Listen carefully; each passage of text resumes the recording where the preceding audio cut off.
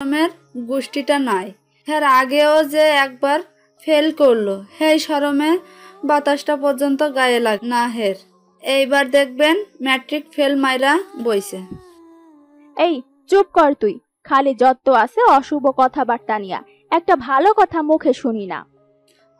খালি চুপই করতে কইবেন। আল্লাহ যে কেল্লায় আমারে জবান দিছিল হেডাই বুঝলাম না জীবনে। যার সামনেই কথা কয় খালি কয় চুপ কর।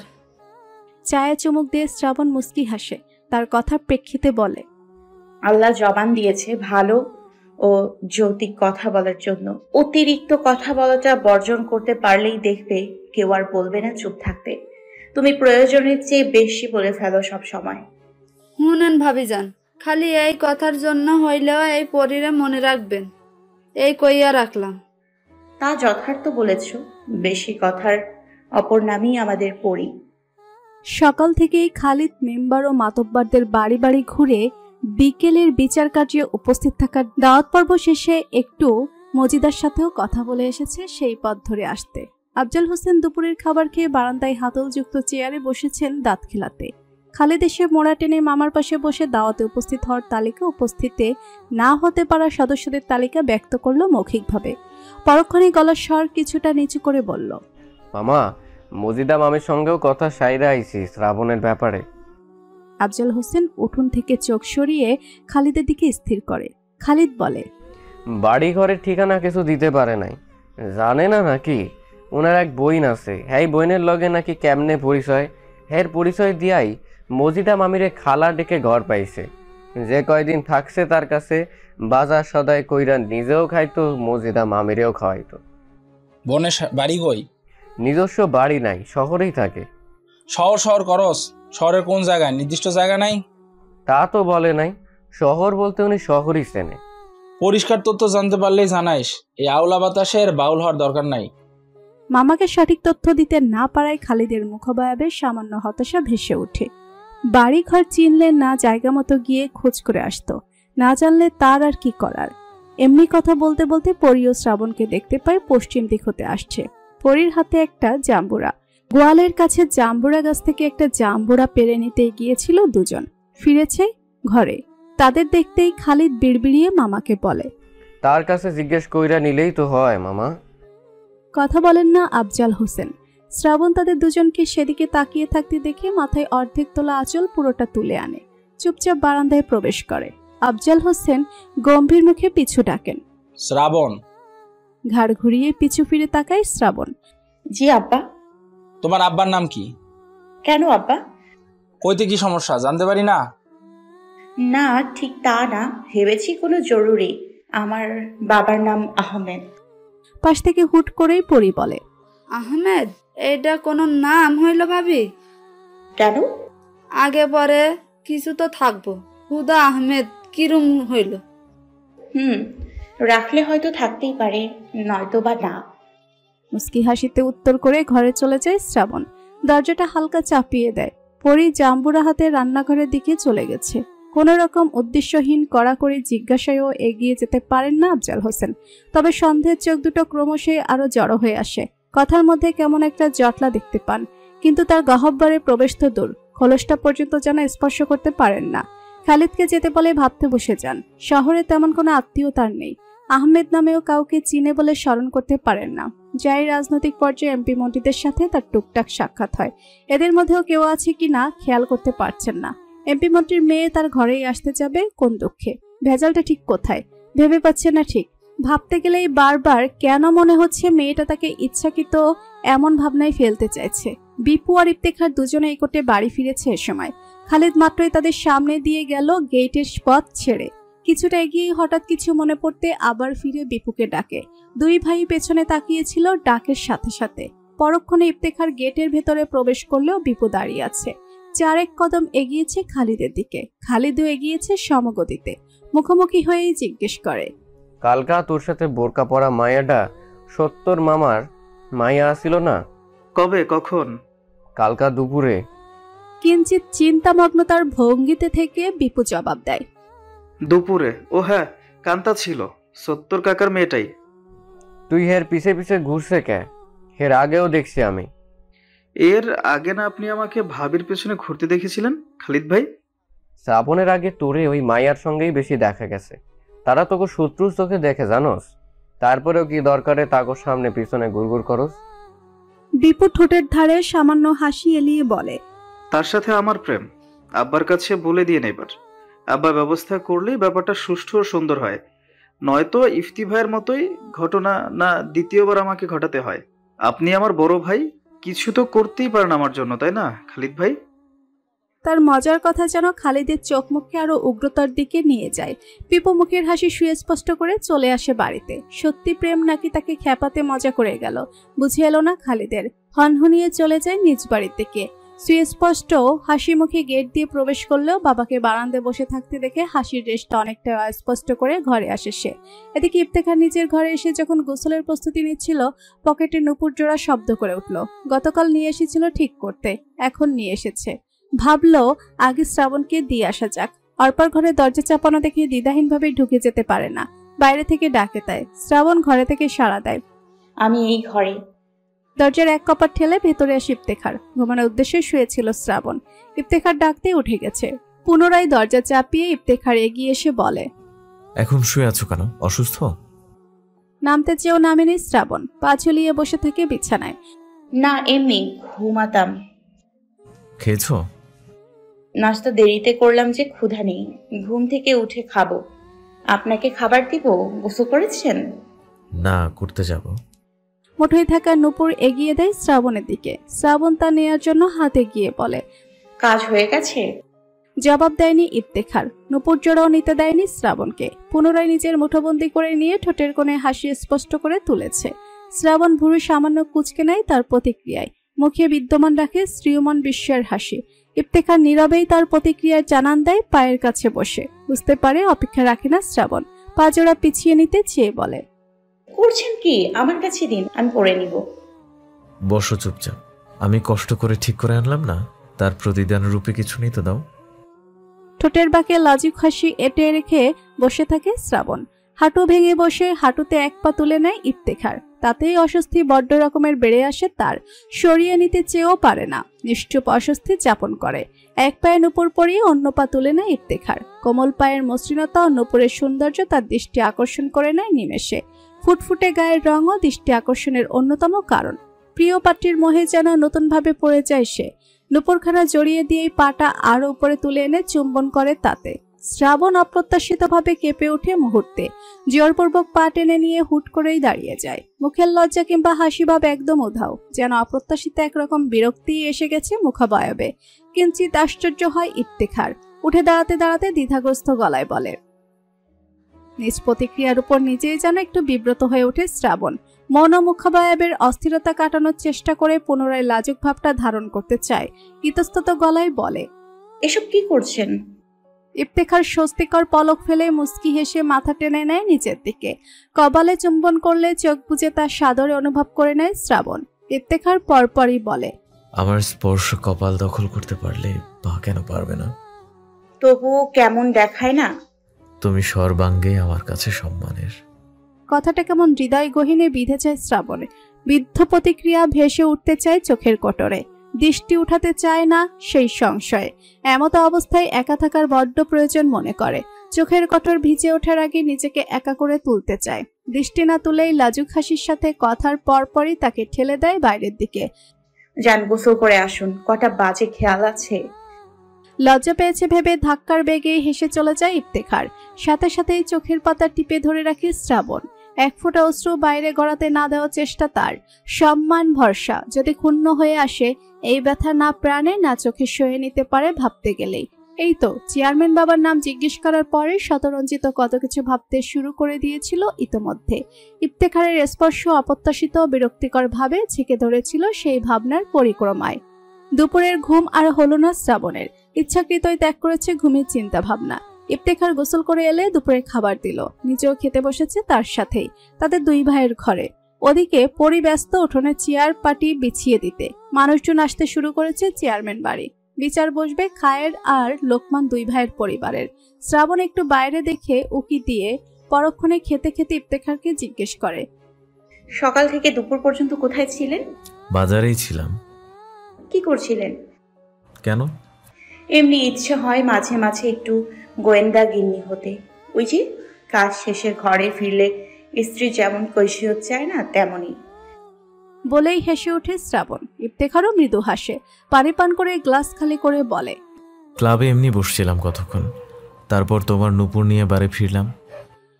ইস, কি অবসর দিনকাল। সময়টাকে কাজে লাগানো যায় কোনোভাবে? ইচ্ছে করে না চাকরি বাকরি করতে? প্রয়োজন দেখি না। আসলেই দেখেন না, নুপুর ঠিক করতে কত টাকা নিল? 200। টাকা কোথা থেকে খরচ করেছেন? এমন জিজ্ঞাসায় প্লেট থেকে দৃষ্টি উঠিয়ে শ্রাবণের দিকে তাকিয়ে জবাব দেয়, কোত্থেকে আবার? আমার থেকে। খালি গ্লাসে পানি ঢেলে পূর্ণ করতে করতে শ্রাবণ বলে, সেটাই তো কথা। আপনার টাকাটা এসছে কোথা থেকে? নিশ্চয়ই আব্বার কাছ থেকে। তো আর কোত্থেকে? কথার সাথে মৃদু হাসির চেষ্টা করে পুনরায় প্লেটে মনোযোগ দেয় ইফতেখার। শ্রাবণও নিজ মুখে সেটুকু সামান্য হাসি এঁটে রেখে বলে, নিজে কিছু করেন না কেন? কি করব? সাধ্যে সামর্থ্যে সততায় যা করা সম্ভব হয় তাই করবেন। তবুও তো কিছু করার একান্তই দরকার আছে আপনার। ভেবে দেখুন, 200 টাকার প্রয়োজন হলেও বাবার কাছে থেকে নেবেন, 10 টাকার প্রয়োজন হলেও বাবার কাছ থেকেই নেবেন, আবার লাখ টাকার প্রয়োজন হলেও তাই করবেন। কিন্তু আপনার নিজের ইনকামটা তবে কোথায় রয়ে গেল? বড় কি এখনো হননি? আব্বা চেয়ারম্যান পদ আর কতদিন? এরপর কি সেই আসনটায় আপনি বসবেন? কথার মর্মার্থ বুঝতে ভুরুর কোণ সূক্ষ্ম হয়ে আসে। মনোযোগ দেয় সে শ্রাবণের মুখে। শ্রাবণ জিজ্ঞাসূচক দৃষ্টিতে তাকিয়ে কিঞ্চিত থেমে আবার বলে, আচ্ছা ঠিক আছে, আপনিই বসার সিদ্ধান্ত নিলেন, তাতেই কি সফল হয়ে গেলেন? পদ যে দখলে পাবেনি নিশ্চয়তা আছে কোনো? আচ্ছা পেলেনি, তারপর কয় বছর হবে তার স্থায়িত্বকাল? এলাকার মানুষ কি এতই বেকুব যে ধারাবাহিকভাবে আপনাদের পরিবারকেই চেয়ারম্যান আসনে বসতে দেবেন? এরপর রইল জমি জমা। আপনার বাবা তার মধ্যে কিছু আবাদ যোগ্য রেখেছে টুকটাক, আর সেখান থেকে উঠে আসে। সব মিলে দিব্যি চলে যাচ্ছে দিনকাল। কিন্তু দিনের সাথে লোকমুখের গুঞ্জনও কিন্তু বাড়ছে। চেয়ারম্যান জনকল্যাণের টাকায় কিছু কল্যাণ করছে আর অগাধ ভোগ করে নিচ্ছে। এটা শুধু আমার কথা না, আপনাদের অজানাও না। তবে একটা দিক ভেবে দেখেন, কথা কিন্তু সত্য। হয়তো খেতাব থেকেই হচ্ছে। প্রাথমিকভাবে বাবা মায়ের কর্তব্য, সাথে সন্তানের দায়িত্ব কাঁধে নেয়া। একটা পর্যায়ে যখন সন্তান উপযুক্ত হয়ে ওঠে তখন তাকে দিন বদলাতে হয়। বাবা মায়ের বোঝাটা নিজ কাঁধে নিয়ে নিতে হয়। বাবার আরো অনেক থাকুক, সমস্যা তো নেই। দেখতে হবে নিজেকে, আমি উপযুক্ত হয়েছে কিনা, আমি দায়িত্ব নিতে সক্ষম হয়েছে কিনা, আমি আসলে কি করছি। আমি তো আব্বার প্রায় সকল কাজের দেখাশোনা করছি, তবে এখানে একটা অংশকে আমার আয় হিসেবে গণ্য না। শ্রাবণ পলক ফেলে মৃদু হাসে, তারপর বলে, আচ্ছা আমি এখন একটা কথা জিজ্ঞেস করি আপনাকে, এক কথায় উত্তর দেবেন। আপনি কি কাজ করেন? ইফতেখার নিরুত্তর তাকিয়ে থাকে তার দিকে। শ্রাবণের দুই চোখের রাশিতে রাশিতে দৃষ্টি বোলায়। ভালো আন্দাজ করতে পারছে শ্রাবণ কি বোঝাতে চাইছে, তাই কোনো রকম উত্তরই তার দেওয়া হলো না। শ্রাবণ মৃদু হেসে বলল, এক কথায় দেওয়ার মতো উত্তর নেই, তাই না? আমার কাছেও নেই এমন কোনো উত্তর যে আমার স্বামী কি করে। আপনার বাবা যদি আবার মাসে মাসে একটা নির্দিষ্ট পরিমাণ বেতন দিত, তবে হয়তো আপনি নিজের একটা পরিচয় সহজেই বের করে ফেলতে পারতেন যে আপনি চেয়ারম্যানের অ্যাসিস্ট্যান্ট বা ম্যানেজার। কিন্তু আপনার পরিচয়টা আপাতত ম্যানেজারের ছেলে পর্যন্তই সীমাবদ্ধ। এর বাইরে যদি একটা নির্দিষ্ট পরিচয় আপনার থাকতো, আপনি আমার কথাই তখন বলতেন না যে বাবার কাছে থেকেই টাকা নিয়েছেন। অবশ্যই বলতে পারতেন যে তা আপনার বেতনের টাকা। তবে আমায় বলুন, একটা পদ পাওয়ার যোগ্য কি আপনি? না। নিজ প্রয়োজন, আমার প্রয়োজন, যে কোনো টাকায় চাইতে হলে কৈফিয়ত দিয়ে আপনার আব্বার কাছে চেয়ে নিতে হবে আপনাকে। পিতা মাতার কাছে কৈফিয়ত দেওয়াটাকে আমি মন্দ বলছি না, কিন্তু একটা তহবিল যদি আপনার নিজস্ব হয়, অবশ্যই কিছু কিছু বিষয় কৈফিয়ত ছাড়াই খরচ করার সাহস আপনা আপনি আপনার মধ্যে সঞ্চার হতো। এই যেমন আপনার আব্বাকে খরচ করতে হলে কারো কাছে কৈফিয়ত দিতে হয় না। এখন স্ত্রী একটা কিছু লাগবে, সেটাও বাবাকে জানিয়ে যাওয়াটা কোনো ক্ষেত্রে ভবিষ্যতে আপনারও বিবেকে বাঁধতে পারে। তাছাড়া দেখেন, পিতা মাতাকে কিছু স্বেচ্ছায় উপহার দিতে চাইলে সেখানেও কৈফিয়ত দিয়ে আপনাকে টাকাটা হাতে পেতে হবে। অর্থাৎ ব্যাপারটা এরকম হয়ে দাঁড়ালো যে বাবার টাকাতেই বাবাকে উপহার দেয়া। এমন অনেক কারণেই পরিবারের প্রত্যেকটা কর্তারই নিজের অবস্থান তৈরি করার দরকার আছে। আপনার শিক্ষাগত যোগ্যতা আছে, একটা মানসম্মত চাকরি আপনি করতেই পারেন। চাকরি করলেই মানুষ ছোট হয়ে যাচ্ছে না। আপনার বাবা চেয়ারম্যানও কিন্তু কারো না কারোর অধীনস্থ কর্মচারী। তাছাড়া যদি চাকরি করতে ভালো না লাগে বা সুযোগ না থাকে, এই দেখাশোনার উপর নির্ভর না থেকে নিজ উদ্যোগে একটা ব্যবসায়ও গুছিয়ে নিতে পারেন পছন্দ অনুযায়ী। আপনার দিনগুলোর অনেকটা সময়ই অবসর যায়। নিজেকে প্রতিষ্ঠিত করার জন্য অবসরটা কাজে লাগালে মন্দ হয় না, বরং ভালো কিছু হয়। শ্রাবণ যৌক্তিক কথা বললেও বিপরীতে কিছুই বলে না ইফতেখার। চাকরি কিংবা ব্যবসা বাণিজ্য নিয়ে ভাবেনি কখনো, এখনো ভাবতে চায় না। যেভাবে চলছে তা টিকিয়ে রাখার চেষ্টাটুকুই বাবা ছেলের প্রচেষ্টায় জড়িত। তাছাড়া এই বালুর মাঠের মতো জায়গা জমিতে প্রজেক্টের ব্যবস্থা করতে পারলে তাদের আয় এমনিতেও বেড়ে আসবে। কিছুই যে একদম করছে না তা তো না, আবার ভাবনা জুড়ে প্রতিকূল ব্যাপারটাও হোঁচট খায়। আসলেই তার কোনো কর্মজড়িত নাম নেই, এক কথায় বলার মতো নেই কোনো নির্ধারণযোগ্য সময়ের নির্দিষ্ট আয়। হাত দিয়ে উঠতে চায় ইফতেখার। এমন সময় শ্রাবণ বলে, আপনি চাকরি না করলে আমাকেও তো একটা সুযোগ করে দিতে পারেন। আমারও দিনক্ষণ অবসরেই যাচ্ছে। গামছায় হাত মুছতে মুছতে শ্রাবণের মুখে তাকিয়ে সে আপত্তিকর ভাবে বলে, তোমারও চাকরির কোনোই প্রয়োজন দেখছি না, অবসর সংসারে লাগাও। আপনি হয়তো দেখছেন না, কিন্তু আমার প্রয়োজনটুকু আমি ঠিকই দেখতে পাই। এই যে দ্বিধাহীনভাবে আমি আপনার কাছেও আমার প্রয়োজনগুলো ব্যক্ত করতে পারি না। কিছু চাইতে হলেই চোখের সামনে আব্বার চেহারা ভাসে আপনার আগে।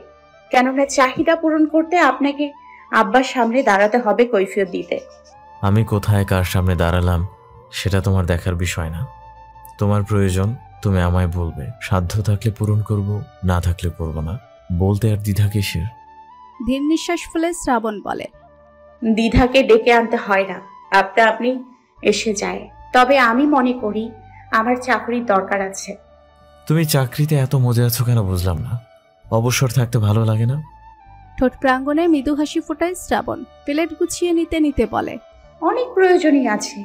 তার মধ্যে অন্যতম প্রয়োজন, আমি দেনা আছি একজনের কাছে। তার ঋণ পরিশোধ করার জন্য হলেও একটা ব্যবস্থা আমার করতে হবে। দায় নিয়ে মরলে চলবে? দেনা কেন আছো? আমি তো আর চেয়ারম্যান পরিবারে জন্মগ্রহণ করিনি। বাবার অর্থ করির প্রাচুর্যও পাইনি। নিজের ব্যবস্থা নিজেকে করে নিতে হয়েছে। যখন সাধ্যে না কুলায় মানুষ তো তখনই দেনায় পড়ে যায়। কথা যৌক্তিক, তাই সেদিক কথার ঢাল না বাড়িয়ে বলে, কার কাছে দেনা? আমাদের ওই দিকেরই একজন, চিনবেন না আপনি? কত টাকা? কেন, এটাও দিয়ে দেবেন? জ্ঞানী হয়েও এমন বোকার মতো কথা বলো। দেনা যদি থেকেই থাকো, মুক্তি যদি পেতেই হয়, তবে দিবে না কোনোভাবে? ঠিক এই জন্যই তো এতক্ষণ বললাম যে আপনার নিজস্ব কোনো আয় থাকলে হয়তো আমার এইটুকু পরিমাণ দ্বিধাগ্রস্ত হতে হতো না। কত টাকা দেনা? হিসেব দেখে আসতে হবে। মানে? দেনার খাত আমার একটা না, তাই সঠিক হিসেব দেখা ব্যতীত কিছু বলাও যাবে না। প্লেট নিয়ে বেরিয়ে যায় শ্রাবণ। সন্ধিয়ান চোখে ইফতেখার তাকিয়ে থাকে তার যাওয়ার পানে। দুদিন পর পর টাকার প্রয়োজন দেখানোটা কোনোভাবেই কারো কাছে স্বাভাবিক মনে হবে না। আর তার দেনার হিসেব সে জানবে না, এটা কোনো কথা? সন্দেহাতীত ভাবনার সাথে সে উঠোনে বেরিয়ে আসে। বিচার কার্য শুরু হয় কিছুক্ষণের মধ্যেই। দুপক্ষের ঘটনা, কৈফিয়ত, চাপা সবটা মিলেই বিকেলের এই সময়টা কোলাহলপূর্ণ করে রাখে চেয়ারম্যান বাড়ির পরিবেশ। শফিক ছেলেটাকে চাচা চাচির পায়ে পড়ে মাপ চাইতে হয়। দৈহিক আঘাতের কারণে জরিমানা ধার্য করা হয় লোকমানের উপর। 2 দিনের মধ্যে যে কোনোভাবে এই জরিমানা শোধ করতে হবে তাকে। পরবর্তীতে যদি চেয়ারম্যান কখনো শুনেছে তারা পুনরায় এমন হামলা করেছে, তবে তিনি নিজে আইনি পদক্ষেপ নেবেন হামলাকারীর বিরুদ্ধে। বিশেষভাবে সতর্ক বার্তাটা শফিককে দিয়েছেন তিনি। এই বয়সের ছেলেপুলেরাই কথার আগে ক্রুব্ধ হাতে লাঠি তুলে এগিয়ে যায় রক্ত ছড়াতে। এমন কাজ তিনি দ্বিতীয়টি দেখতে চান না কখনো তার দ্বারা। চেয়ারম্যানের রায় মেম্বার ও মাতব্বরদের মনোপুত হয়। কেউ কারো পক্ষ নিয়ে কথা বলেনি এখানে। ঘটনার স্পষ্টতায় সিংহভাগ দোষে লোকমানের পরিবারই নজর উঠেছে। চেয়ারম্যানের এই বিচার কার্য শ্রাবণও দেখেছে পুরোটাই। ঘরের দরজা ঘেঁষে দাঁড়িয়ে থাকে। অবিচার করেননি তিনি, কাজে এই ঘটনার বিচারক হিসেবে প্রশংসনীয় তিনি শ্রাবণের দৃষ্টিতেও। তবে মুখে ফুটেছে তার তাচ্ছিলের হাসি। মনে মনে বলে, ভাই ভাইয়ের সালিশে উত্তম বিচার তো আপনি করে দিলেন চেয়ারম্যান সাহেব, কিন্তু আপনি যে অন্যায় করেছেন তার বিচার কি এই চেয়ারম্যান আফজাল হোসেন করতে পারবে? সন্ধ্যায় ইফতেখারের সাথে শ্রাবণ, অর্পা পরি বেরিয়েছে। তারা ফুচকা খাবে না, গরম চটপটি খেতে চায়। কথা বলতে বলতে বাজার ছুঁয়ে নিতেই সদস্য সংখ্যা বেড়ে যায়। বিপু যোগ দিয়েছে আরেক প্লেটের খরচ বাড়াতে, কিন্তু খরচ সে এক প্লেটে বাড়ায়নি, বাড়িয়েছে 2 প্লেটের। 2 প্লেট চটপটি গপাগপ খেয়ে চলে গেছে। আবার খেতে খেতে দুষ্টমিও কম করেনি। মরিচের টুকরাগুলো বেছে বেছে সব ছুঁড়েছে অর্পা ও পরির প্লেটে। তাদের চেঁচামেচিতে বিরক্তিকর দৃষ্টিতে ইফতেখার তার দিকে তাকালে গপাগপ খেয়ে উঠে চলে গেছে সে। শ্রাবণ আর ইফতেখার খেয়েছে ধীর তথা শান্ত গতিতে। চটপটি খাওয়ার পর আবার নিয়েছে ঝালমুড়ি। ঝালমুড়ি খেতে খেতে এগিয়েছে বালির মাঠের দিকে। সামনে কথা বলতে বলতে চলে পরি আর অর্পা। কিঞ্চিত দূরত্বে ধীর পায়ে পেছনে হাঁটে তারা দম্পতি। ইফতেখার ঝালমুড়ি নেয়নি, তাই শ্রাবণ বারবার তাকে নিজের প্যাকেট থেকে সেদে যাচ্ছে। বারবার সাজছি, নেন না, মজা হয়েছে খুব। খাও তুমি, আমি খাবো না তাই নেই। ভালোবেসে দিচ্ছি তো, খাওয়া অত্যাবশ্যকীয় তাই। ফিসফিস করে মুখ টিপে হাসে শ্রাবণ। তার দুষ্টমিতে একগাল হেসে ইফতেখার 1 চিমটি পরিমাণ নিয়ে মুখে দিল, যেন ঝালমুড়ি নয়, ভালোবাসাটুকুই শুধু মাত্র গ্রহণ করলো। বালির মাঠে পা রাখতেই ফোন বেজে উঠে ইফতেখারের। বন্ধু কল করেছে, আজ রাতে কোথাও ঘুরতে যাওয়ার প্রস্তাব করেছে। তারা প্ল্যান করছে 2 দিন যাবতই। ইফতেখার আগেও একবার নিষেধ করেছে, এখনো করে দিল। বন্ধু তার নিষেধের প্রেক্ষিতে মন্তব্য রাখে, দূর বেটা, বউ পেয়ে সব ভুলে গেছিস। শ্রাবণ কাছে থাকায় সবই শুনেছে তাদের কথা। ইফতেখার ফোন রাখতেই জিজ্ঞেস করে, কি ভুলে গেছেন বললো বউ পেয়ে? মৃদু হেসে ফোন পকেটে রেখে সে জবাব দেয়, এই ঘোরাঘুরি আর আড্ডা। আড্ডা তো এখনো দেন, প্রতিনিয়তই দেন। আজও না ক্লাবে ছিলেন। এই আড্ডা না, দূরে ঘোরাফেরার আড্ডা। আগে খুব ঘোরাঘুরি করতেন? অনেক। এখন কি আমি নিষেধ করেছি? আমি কি বলেছি নাকি যে তুমি না করেছো? বলেননি, কিন্তু তারা তো বলে দিল। কোথায় আছে? খাগড়াছড়ি। এত দূর? কয়দিনের জন্য? 3 দিন। আপনি গেলেন না কেন? এমনি ঘরে বাইরে কাজকর্ম করতে হয়, দেখতে হয়, সেই চাপে ঘোরাঘুরিও তেমন ভালো লাগে না আগের মতো। আপনি আমার জন্যই যাননি। কথা বলে মৃদু শব্দ থেকে খিলখিলিয়ে হেসে ওঠে শ্রাবণ। পরক্ষণে বলে, ভালো করেছেন যাননি। আমি জানলে ঠিকই আরো আগেই নিষেধ করে দিতাম।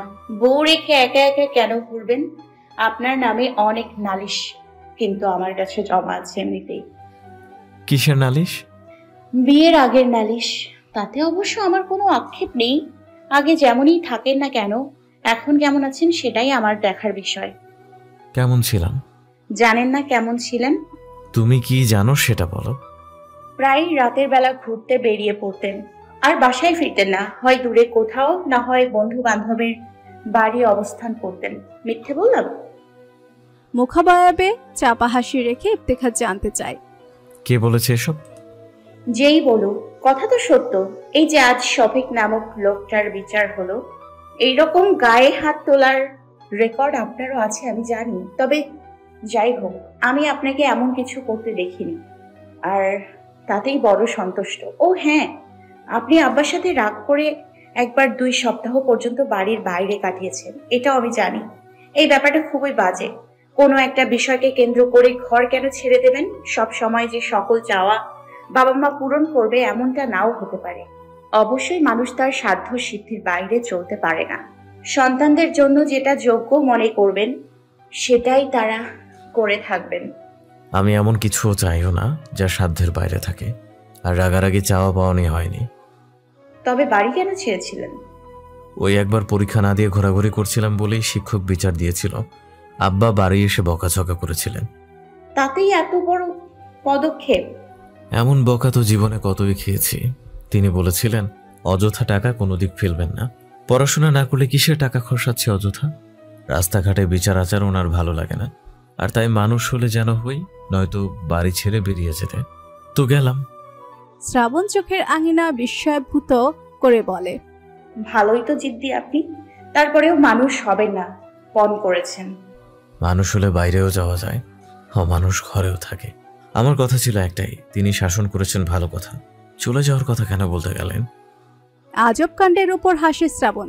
জিজ্ঞেস করে, বিয়ে করে যে বউ নিয়ে বাড়ি ফিরেছিলেন, তখন যদি বলতো চলে যেতে, তবেও কি যেতেন? এজন্য হয়তো বলেইনি তেমন কিছু। আম্মা তো বলেছিল, আম্মা বললেও তখন গায়ে লাগেনি। দোষ তো আমার ছিল। তাছাড়া তোমার কদর তো আম্মাই করলো, তাই গেলাম না কোথাও। মজার কাণ্ডে হাসে শ্রাবণ। পরি আর অর্পা ওদিকে খালি পেয়ে বাড়িতে দৌড়াদৌড়ি শুরু করেছে। শ্রাবণ তাদের দিকে মনোযোগ দেয়। জুতা খুলে হাতে নিয়ে সেও খালি পায়ে হাঁটে। কিছুটা সময় এখানে কাটিয়ে তাদেরকে বাড়ি নিয়ে আসে ইফতেখার। অর্পা চাইছিল আরো কিছুক্ষণ থাকুক। ইফতেখার আজ আর সময় দিল না। অন্য কোনো দিন আবার নিয়ে আসবে বলল। বাড়ি ফিরতেই রাস্তা থেকে পাল্লাযুক্ত দৌড় দেয় পরি আর অর্পা।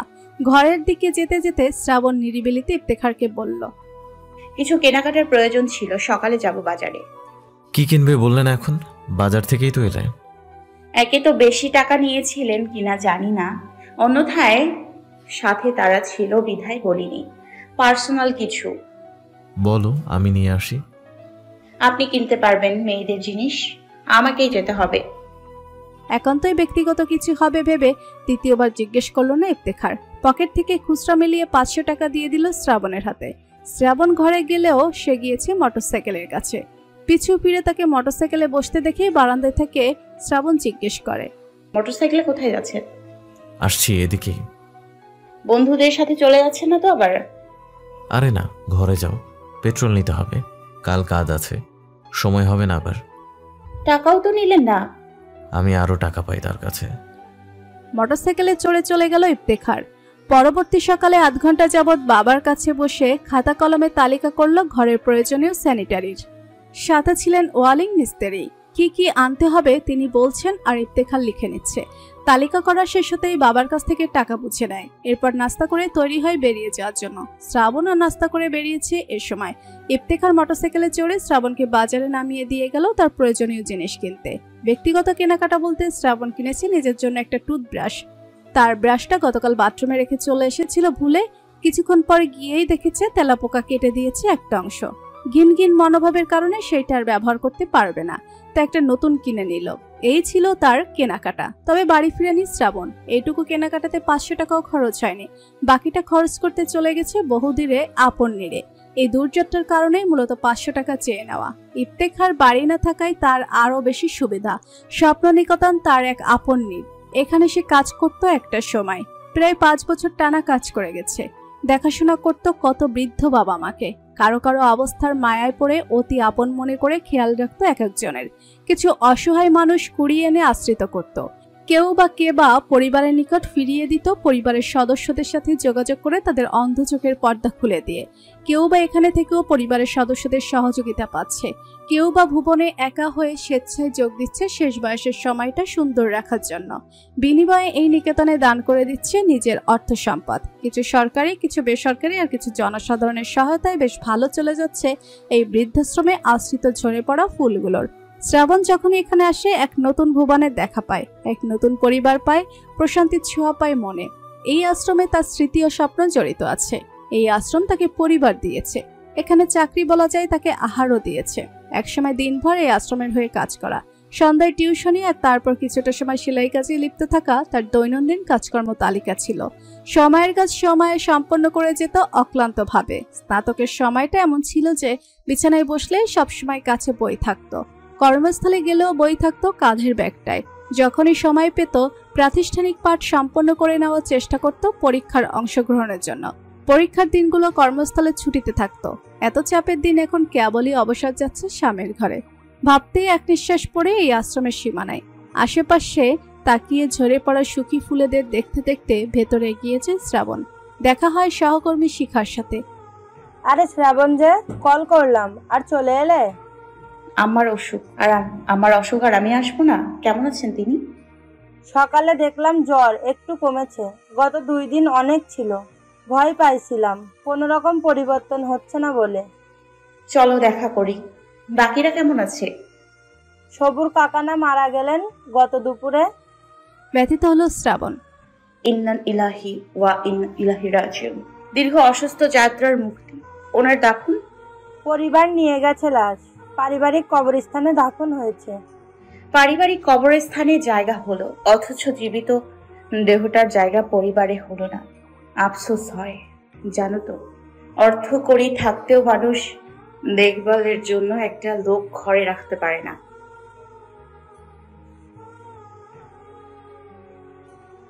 তাচ্ছিল্যকর হাসি দুজনের ঠোঁটের কোণেই ঠাঁই নেয়। শ্রাবণ চলতে চলতে জিজ্ঞেস করে, ম্যাম প্রতিদিনই আসেন? স্যার তো একজন দেশের বাইরেই আছেন, আর একজন আসেন সপ্তাহে 2-3 বার। ম্যাম তো তোমার কথা জিজ্ঞেস করে, বিকেলে আসবেন, দেখা করে যেও।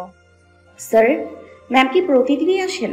আমি তো এতক্ষণ থাকবো না। সপ্তাহ 2 আগে কথা হয়েছিল ম্যামের সাথে ফোন কলে। চলতে চলতে আম্মার নিকট হাজির হয় শ্রাবণ। কাঁথা জড়ো করে গুটিসুটি মেরে শুয়ে আছেন ফাতিহা। শ্রাবণ কপালে হাত দিয়ে খালি হাতে জ্বর মাপে। এখনো অনেকটা জ্বরই আছে শরীরে। কোমল হাতের স্পর্শ পেয়ে চোখ খুলে তাকায় ফাতিহা শ্রাবণকে দেখে ভেজা চোখে। শ্রাবণ ঠোঁটে সৌজন্যতার হাসি এঁটে জিজ্ঞেস করে, কেমন আছেন আম্মা? যার কেউ নাই, হ্যাঁ, আর কেমন থাকে রে মা? এমনটা কেন বলছেন যে আমি আছি না? তোরেও আমি কাছে পাই না, তুইও গেছো দূরে। আমি গেলেও তো আপনার কাছে কতজনকে রেখে গেছি, তারা না আপনার আপনজন? তাদের সাথে মিশতেও তো আপনাকে ভালো থাকতে হবে। তোগো সাইরাও শিগগির সইলা যামো মনে হয়। কান্নায় ভেঙে পড়েন ফাতিহা। শ্রাবণের চোখও শ্রাবণ ধারা বইতে সময় নেয় না। ঠোঁট কামড়ে শক্ত রাখার চেষ্টা করে নিজেকে। পাশে বসে থেকে ফাতিহা চোখের ধারা মুছে দিয়ে বলে, এসব বলতে নেই। আল্লাহ আমার আম্মাকে হায়াতে বরকত ও সুস্থতা দান করুক। আপনি চলে গেলে আমি কাকে দেখতে ছুটে আসবো এখানে? তুই ভালোই আছোস? জি, আল্লাহর রহমতে আমি খুবই ভালো আছি।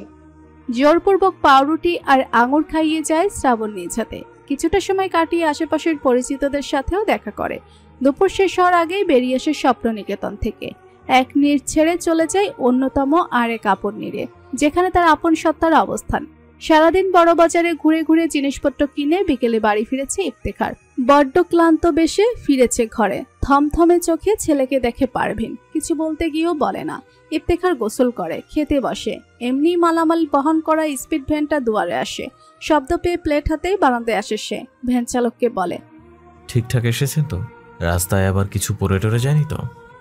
আরে না বাজান, বাইন্দা লইছি না, সব পড়বো কে? বলতে বলতে ভ্যানে বাধা রশি খুলতে থাকে। বকুল কাকা এগিয়ে এসে মালামাল নামাতে ব্যস্ত হয় ভ্যান চালকের সাথে। ইফতেখার চোখ বুলিয়ে নেয় যেমন করে তুলে দিয়ে এসেছিল সব ঠিকঠাক আছে কিনা। পুনরায় ঘরে ফিরতে গেলেই পরি আসে পশ্চিম দিক থেকে। ইফতেখারকে দেখে জিজ্ঞেস করে, ভাবিরা সাথে কইরা নিয়ে আইছেন ভাইজান?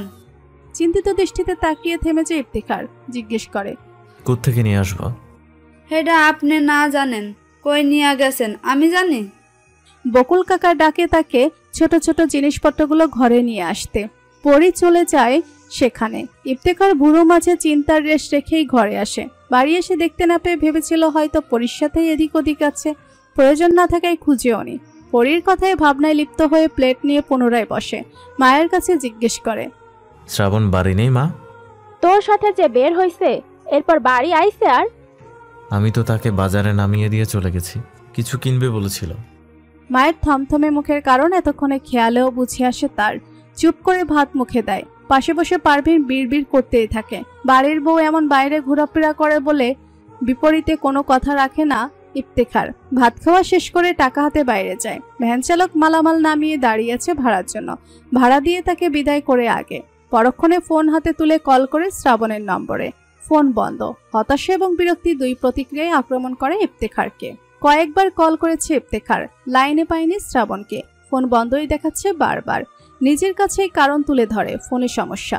বন্ধ থাকতেই পারে, কিন্তু দুশ্চিন্তা কি কমে আসে তাতে? যদি কোনো বিপদ হয়ে থাকে? এতটা সময় ধরে সে কোথায় আছে? একবার কি মজিদা কাকির কাছেই খোঁজ করে আসবে? দুদিন পর পরই ও বাড়ি গিয়ে এই বাড়ির বউয়ের খোঁজ করাটাই বা কেমন হবে? আরেকটু অপেক্ষা করতে চায় ইফতেখার, তবে খুব বেশি অপেক্ষাই তাকে রাখেনি শ্রাবণ। আজও মাগরিবের সময় বাড়ি পৌঁছাতে পেরেছে। দালানে থেকে তাকে দেখে দ্রুত পায়ে ঘরের দিকে এগিয়ে আসে ইফতেখার। বারান্দায় পা দিতে না দিতেই পিছু জিজ্ঞেস করে, কোথায় ছিলে সারাদিন? পিছু ফিরে ক্লান্ত মুখে তাকে শ্রাবণ জবাব দেয়, একটু। সারাদিন পার করে এসে তুমি একটু বলছো? দুদিন পর পরই খালাম্মার কাছে তোমার কি? হ্যাঁ, বলে গেছো কারো কাছে? শ্রাবণের জবাব মৃদুস্বরে হলেও তার জিজ্ঞাসার গলা হয়েছে মোটামুটি উচ্চ। এতটা উঁচু গলায় এর আগে কখনোই কথা বলেনি শ্রাবণের সাথে। শ্রাবণ বুঝতে পারছে তার উপর রেগেছে জনাব, তাই দৃষ্টিটা তার থেকে নামিয়ে নিল মৌনতায়। জবাবের প্রত্যাশায় কিঞ্চিত বিরতি নিয়ে ইফতেখার একই গলায় আবার বলে, আর একদিনও তুমি বাড়ি থেকে বেরোবে না, কোনো প্রয়োজনেও না। নামিয়ে নেওয়া দৃষ্টি পুনরায় তুলে আনে শ্রাবণ। অপ্রত্যাশিত নিষেধাজ্ঞার কারণে সূক্ষ্ম একটা মুহূর্ত তাকিয়ে থাকে ইফতেখারের মুখে। চোখে চেহারায় বিরক্তির রগরগে অবস্থা তার। শ্রাবণ কোনো রকম কিছু না বলে মলিন মুখে চুপচাপ ঘরে চলে যায়। ইফতেখার হনহন পায়ে বাড়ির বাইরে চলে যায় রাগ নিরাময় করতে ও নামাজ আদায়ে মসজিদের কাতারে সামিল হতে। হাত মুখ ধুয়ে পরিচ্ছন্ন হয় শ্রাবণ। অজুটাও সেরে আসে নামাজের জন্য। পারভিনের সামনে পড়লেও পারভিন কিছুই বলেনি তাকে। ছেলে বলেছে তা শুনেছে, অতিরিক্ত বলার প্রয়োজন মনে করেনি। কটাক্ষ দৃষ্টিতে নিন্দা প্রকাশ করে গেল যেন শুধু। শ্রাবণ তার থেকেও চোখ সরিয়ে নিয়েছে হতাশিত নিঃশ্বাসের সাথে। হবেই না কেন, নীতি লঙ্ঘন যেহেতু করেছে, রাগ করার অধিকারও আছে তাদের। নামাজ আদায়ের পর চুপ করে বসে থাকে বিছানার এক কোণে। অর্পা পড়ছে। পরি বাইরে থেকে কাপড় চোপড় এনে গুছিয়ে রাখছে। তাদের কানেও এসেছে ইফতেখারের শাসনের কথা। পরি আর চোখে শ্রাবণের দিকে তাকিয়ে বলে, সংসার রাইকা এতক্ষণ বাইরে থাকে বেডি মানুষ, ভাইজানের রাগ তো হইবই। আমি আপনারে ওই বাড়ি গিয়া একবার খুঁজে আইছি, পাই নাই। শ্রাবণ তার দিকে এক পলক তাকিয়ে একই অবস্থায় বসে থাকে মলিনতা বসে। বাইরের মলিনতাটা উপস্থিতিদের নজরে পড়লেও ভেতরে ভিতরে প্রকৃত মলিন চিন্তিত রূপটা শুধুমাত্র শ্রাবণী প্রত্যক্ষতা করে যাচ্ছে। ক্লান্তও লাগছে শরীর। একটু ঘুমাতে পারলে হয়তো ভালো লাগতো, তবুও ঘুমায় না সে। এমনিতে সারাদিন ছিল না বাড়ি। এই সময় ঘুম না আরো বিরক্ত করে তোলে আশেপাশকে। এশার নামাজের পরে বাবা ও ছেলেরা একত্রে বাড়ি ফিরেছে। ইফতেখার এসে অর্পার ঘরের সামনে দিয়ে শ্রাবণকে দেখে যায়। মলিন মুখ নজরে পড়ে সুস্পষ্ট। তাই বলে সে যে ভুল কিছু করেছে এমনটা একদমই ভাবে না। মন মলিন হলেও শাসন করাটা যথার্থ জরুরি ছিল ইফতেখারের মতে। নিজের ঘরে চলে যায় চলতি পায়ে। বিপু চলে গেছে মায়ের কাছে ভাত চাইতে। দুশ্চিন্তাগ্রস্ত হয়ে আছে সেও। আজ কান্তাকে পরীক্ষা দিতে যেতেও আসতে দেখেনি। কিছু হয়েছে কিনা আবার সে দুশ্চিন্তা ঘিরে রেখেছে তাকে। মোড়ায় বসে রান্নাঘরেই খাওয়া সারতে চায় সে। এদিকে একটু পরেই নিজের ঘর থেকে পরীকে ডাকি ইফতেখার। পরি হাজির হতেই জিজ্ঞেস করে, রান্না বান্না হয়েছে? রান্না বান্না তো সেই কখনই হইছে, আপনারা ভাত দিমু কিনা হেইডা কন। বিপু ভাইজান থালা পাইতা বৈশাও পড়ছে। তোর ভাবি ভাত খেয়েছে? না, কেউই খায় নাই। হোপ কইরা বৈশা রইছে আপার ঘরে। গিয়ে বল আমি ডাকছি। মানাইবেনি যখন কেল্লায় অযথা ঝাড়ি টাড়ি দিলেন। বেশি কথায় বিরক্ত দৃষ্টিতে তাকায় ইফতেখার। তাতেই পরি হনহন পায়ে যেতে ব্যস্ত হয় বলে, যাইতাছি। পরির ডাক বার্তায় শ্রাবণ এসে হাজির হয় এই ঘরে। দরজার কাছে থেকেই জিজ্ঞেস করে, ডেকেছেন? মালামালের মেমো দেখায় বিরতি নিয়ে ঘাড় ঘুরিয়ে মলিন মুখের দিকে তাকায় ইফতেখার। তার দৃষ্টি এড়াতে নিজের দৃষ্টি সরিয়ে নিয়েছে শ্রাবণ। ইফতেখার জানে সেই এই মন খারাপের কারণ। পুনরায় কাজে মনোযোগ দিয়ে চলে। খেতে দাও। চুপচাপ চলে যায় শ্রাবণ। রান্নাঘরে বিপু খাচ্ছে। পারভিন চায়ের পানি বসাচ্ছে চুলায়। ঘুমানোর আগে এক কাপ চা খাবেন আফজাল হোসেন। শ্রাবণ এসে চুপচাপ ভাত নিয়ে গেল ইফতেখারের জন্য। ইফতেখার মেমো যত্নে তুলে রাখতে রাখতে জিজ্ঞেস করে, তোমার প্লেট কোথায়? আপনি খান। প্লেট নিয়ে আসো। আমি এখন খাবো না। কেন? পিছু ফিরে মনোযোগে তাকায় ইফতেখার। শ্রাবণ এক পলক তাকে আবার দৃষ্টি নামিয়ে বলে, আব্বাকে খাবার দিব। পরি দিবে, প্লেট নিয়ে আসো। শ্রাবণ চুপচাপ চলে যায়। অল্প খাবার নিয়ে হাজির হয়েছে ইফতেখারের সামনে। চুপচাপ খেয়ে যাচ্ছে। প্রথম দিকে ইফতেখার চুপচাপ থাকলেও পরক্ষণে ধীরে সুস্থে বোঝাতে ব্যস্ত হয়, এমনিতে আমাদের সাথে ওবারের মিল নেই, তারপরও তুমি আসা যাওয়া করো অনবরত। মানলাম আত্মীয়, তাই যাও। যাওয়ারও তো একটা লিমিট আছে। সারা দিনের জন্য বসে থাকার তো কোনো মানে হয় না। এই মানের কোনো জবাব দেয় না শ্রাবণ। কানে কথা গেলেও খাওয়ায় এক পাক্ষিক মনোযোগ পেতে বসেছে সে। কোন খালাম্মার কাছে যে গেছে তা তো স্পষ্ট করেনি তাকে। ইফতেখার আরো বলে, মাও পছন্দ করে না এবারের বউ যখন তখন অকারণে কারণে বাইরে যাওয়াটা। প্রয়োজন হলে যাবে স্বাভাবিক, ফিরবেও তো তেমন সময় নিয়ে। বিকেলে বাড়ি এসেই শুনি সারাদিনে তোমার কোনো খোঁজ নেই, তোমার ফোন বন্ধ। কত টেনশন হচ্ছিল জানো? কম হলে 20টা কল করেছে এতক্ষণে, আর তুমি গিয়ে নিশ্চিন্তে বসে আছো তোমার খালাম্মার কাছে। কোনো রকম প্রতিক্রিয়া আসে না শ্রাবণের মুখে। ইফতেখারও কথা থামিয়ে খেতে থাকে। বেশি বললে না আরো মন খারাপ করে বসে। শ্রাবণ নিজের প্লেট নিয়ে চলে যায়। পুনরায় আসে ইফতেখারের প্লেট নিতে। চলে যাওয়ার সময় ইফতেখার বলে, মন খারাপ করো না, টেনশন হচ্ছিল তাই রেগে গেছি, এমন কাজ আরো করো না। প্রতিক্রিয়াহীন শ্রাবণ চলে গেছে। অর্পার ঘরে গিয়ে নিজের ব্যাগ থেকে কিছু নেয়। পুনরায় আসে এই ঘরে। ইফতেখার মশারি নিচ্ছে টানিয়ে ঘুমিয়ে পড়বে। শ্রাবণ এলেই ঘুরে দাঁড়ায়। প্যাকেটটা এগিয়ে দেয় শ্রাবণ। এটা আপনার জন্য কিনেছিলাম। কি এটা? বলতে বলতে হাতে নেয় ইফতেখার। প্যাকেট খুলে দেখে হাত ঘড়ি। ঠোঁট কার্নিশে হাসি এলিয়ে বলে, এটা আবার কিনতে গেলে কেন? এমনি পড়তেন, দেখে ভালো লাগলো তাই ভাবলাম কিনে নেই। তোমার জিনিস কিনেছো তুমি, টাকা শর্ট পড়েনি? হয়ে গেছে, মিলেছিলে। শেষ বাক্যের আগেই ঢেকুর তুলতে তুলতে বিপু এসে হাজির হয়েছে ঘরে।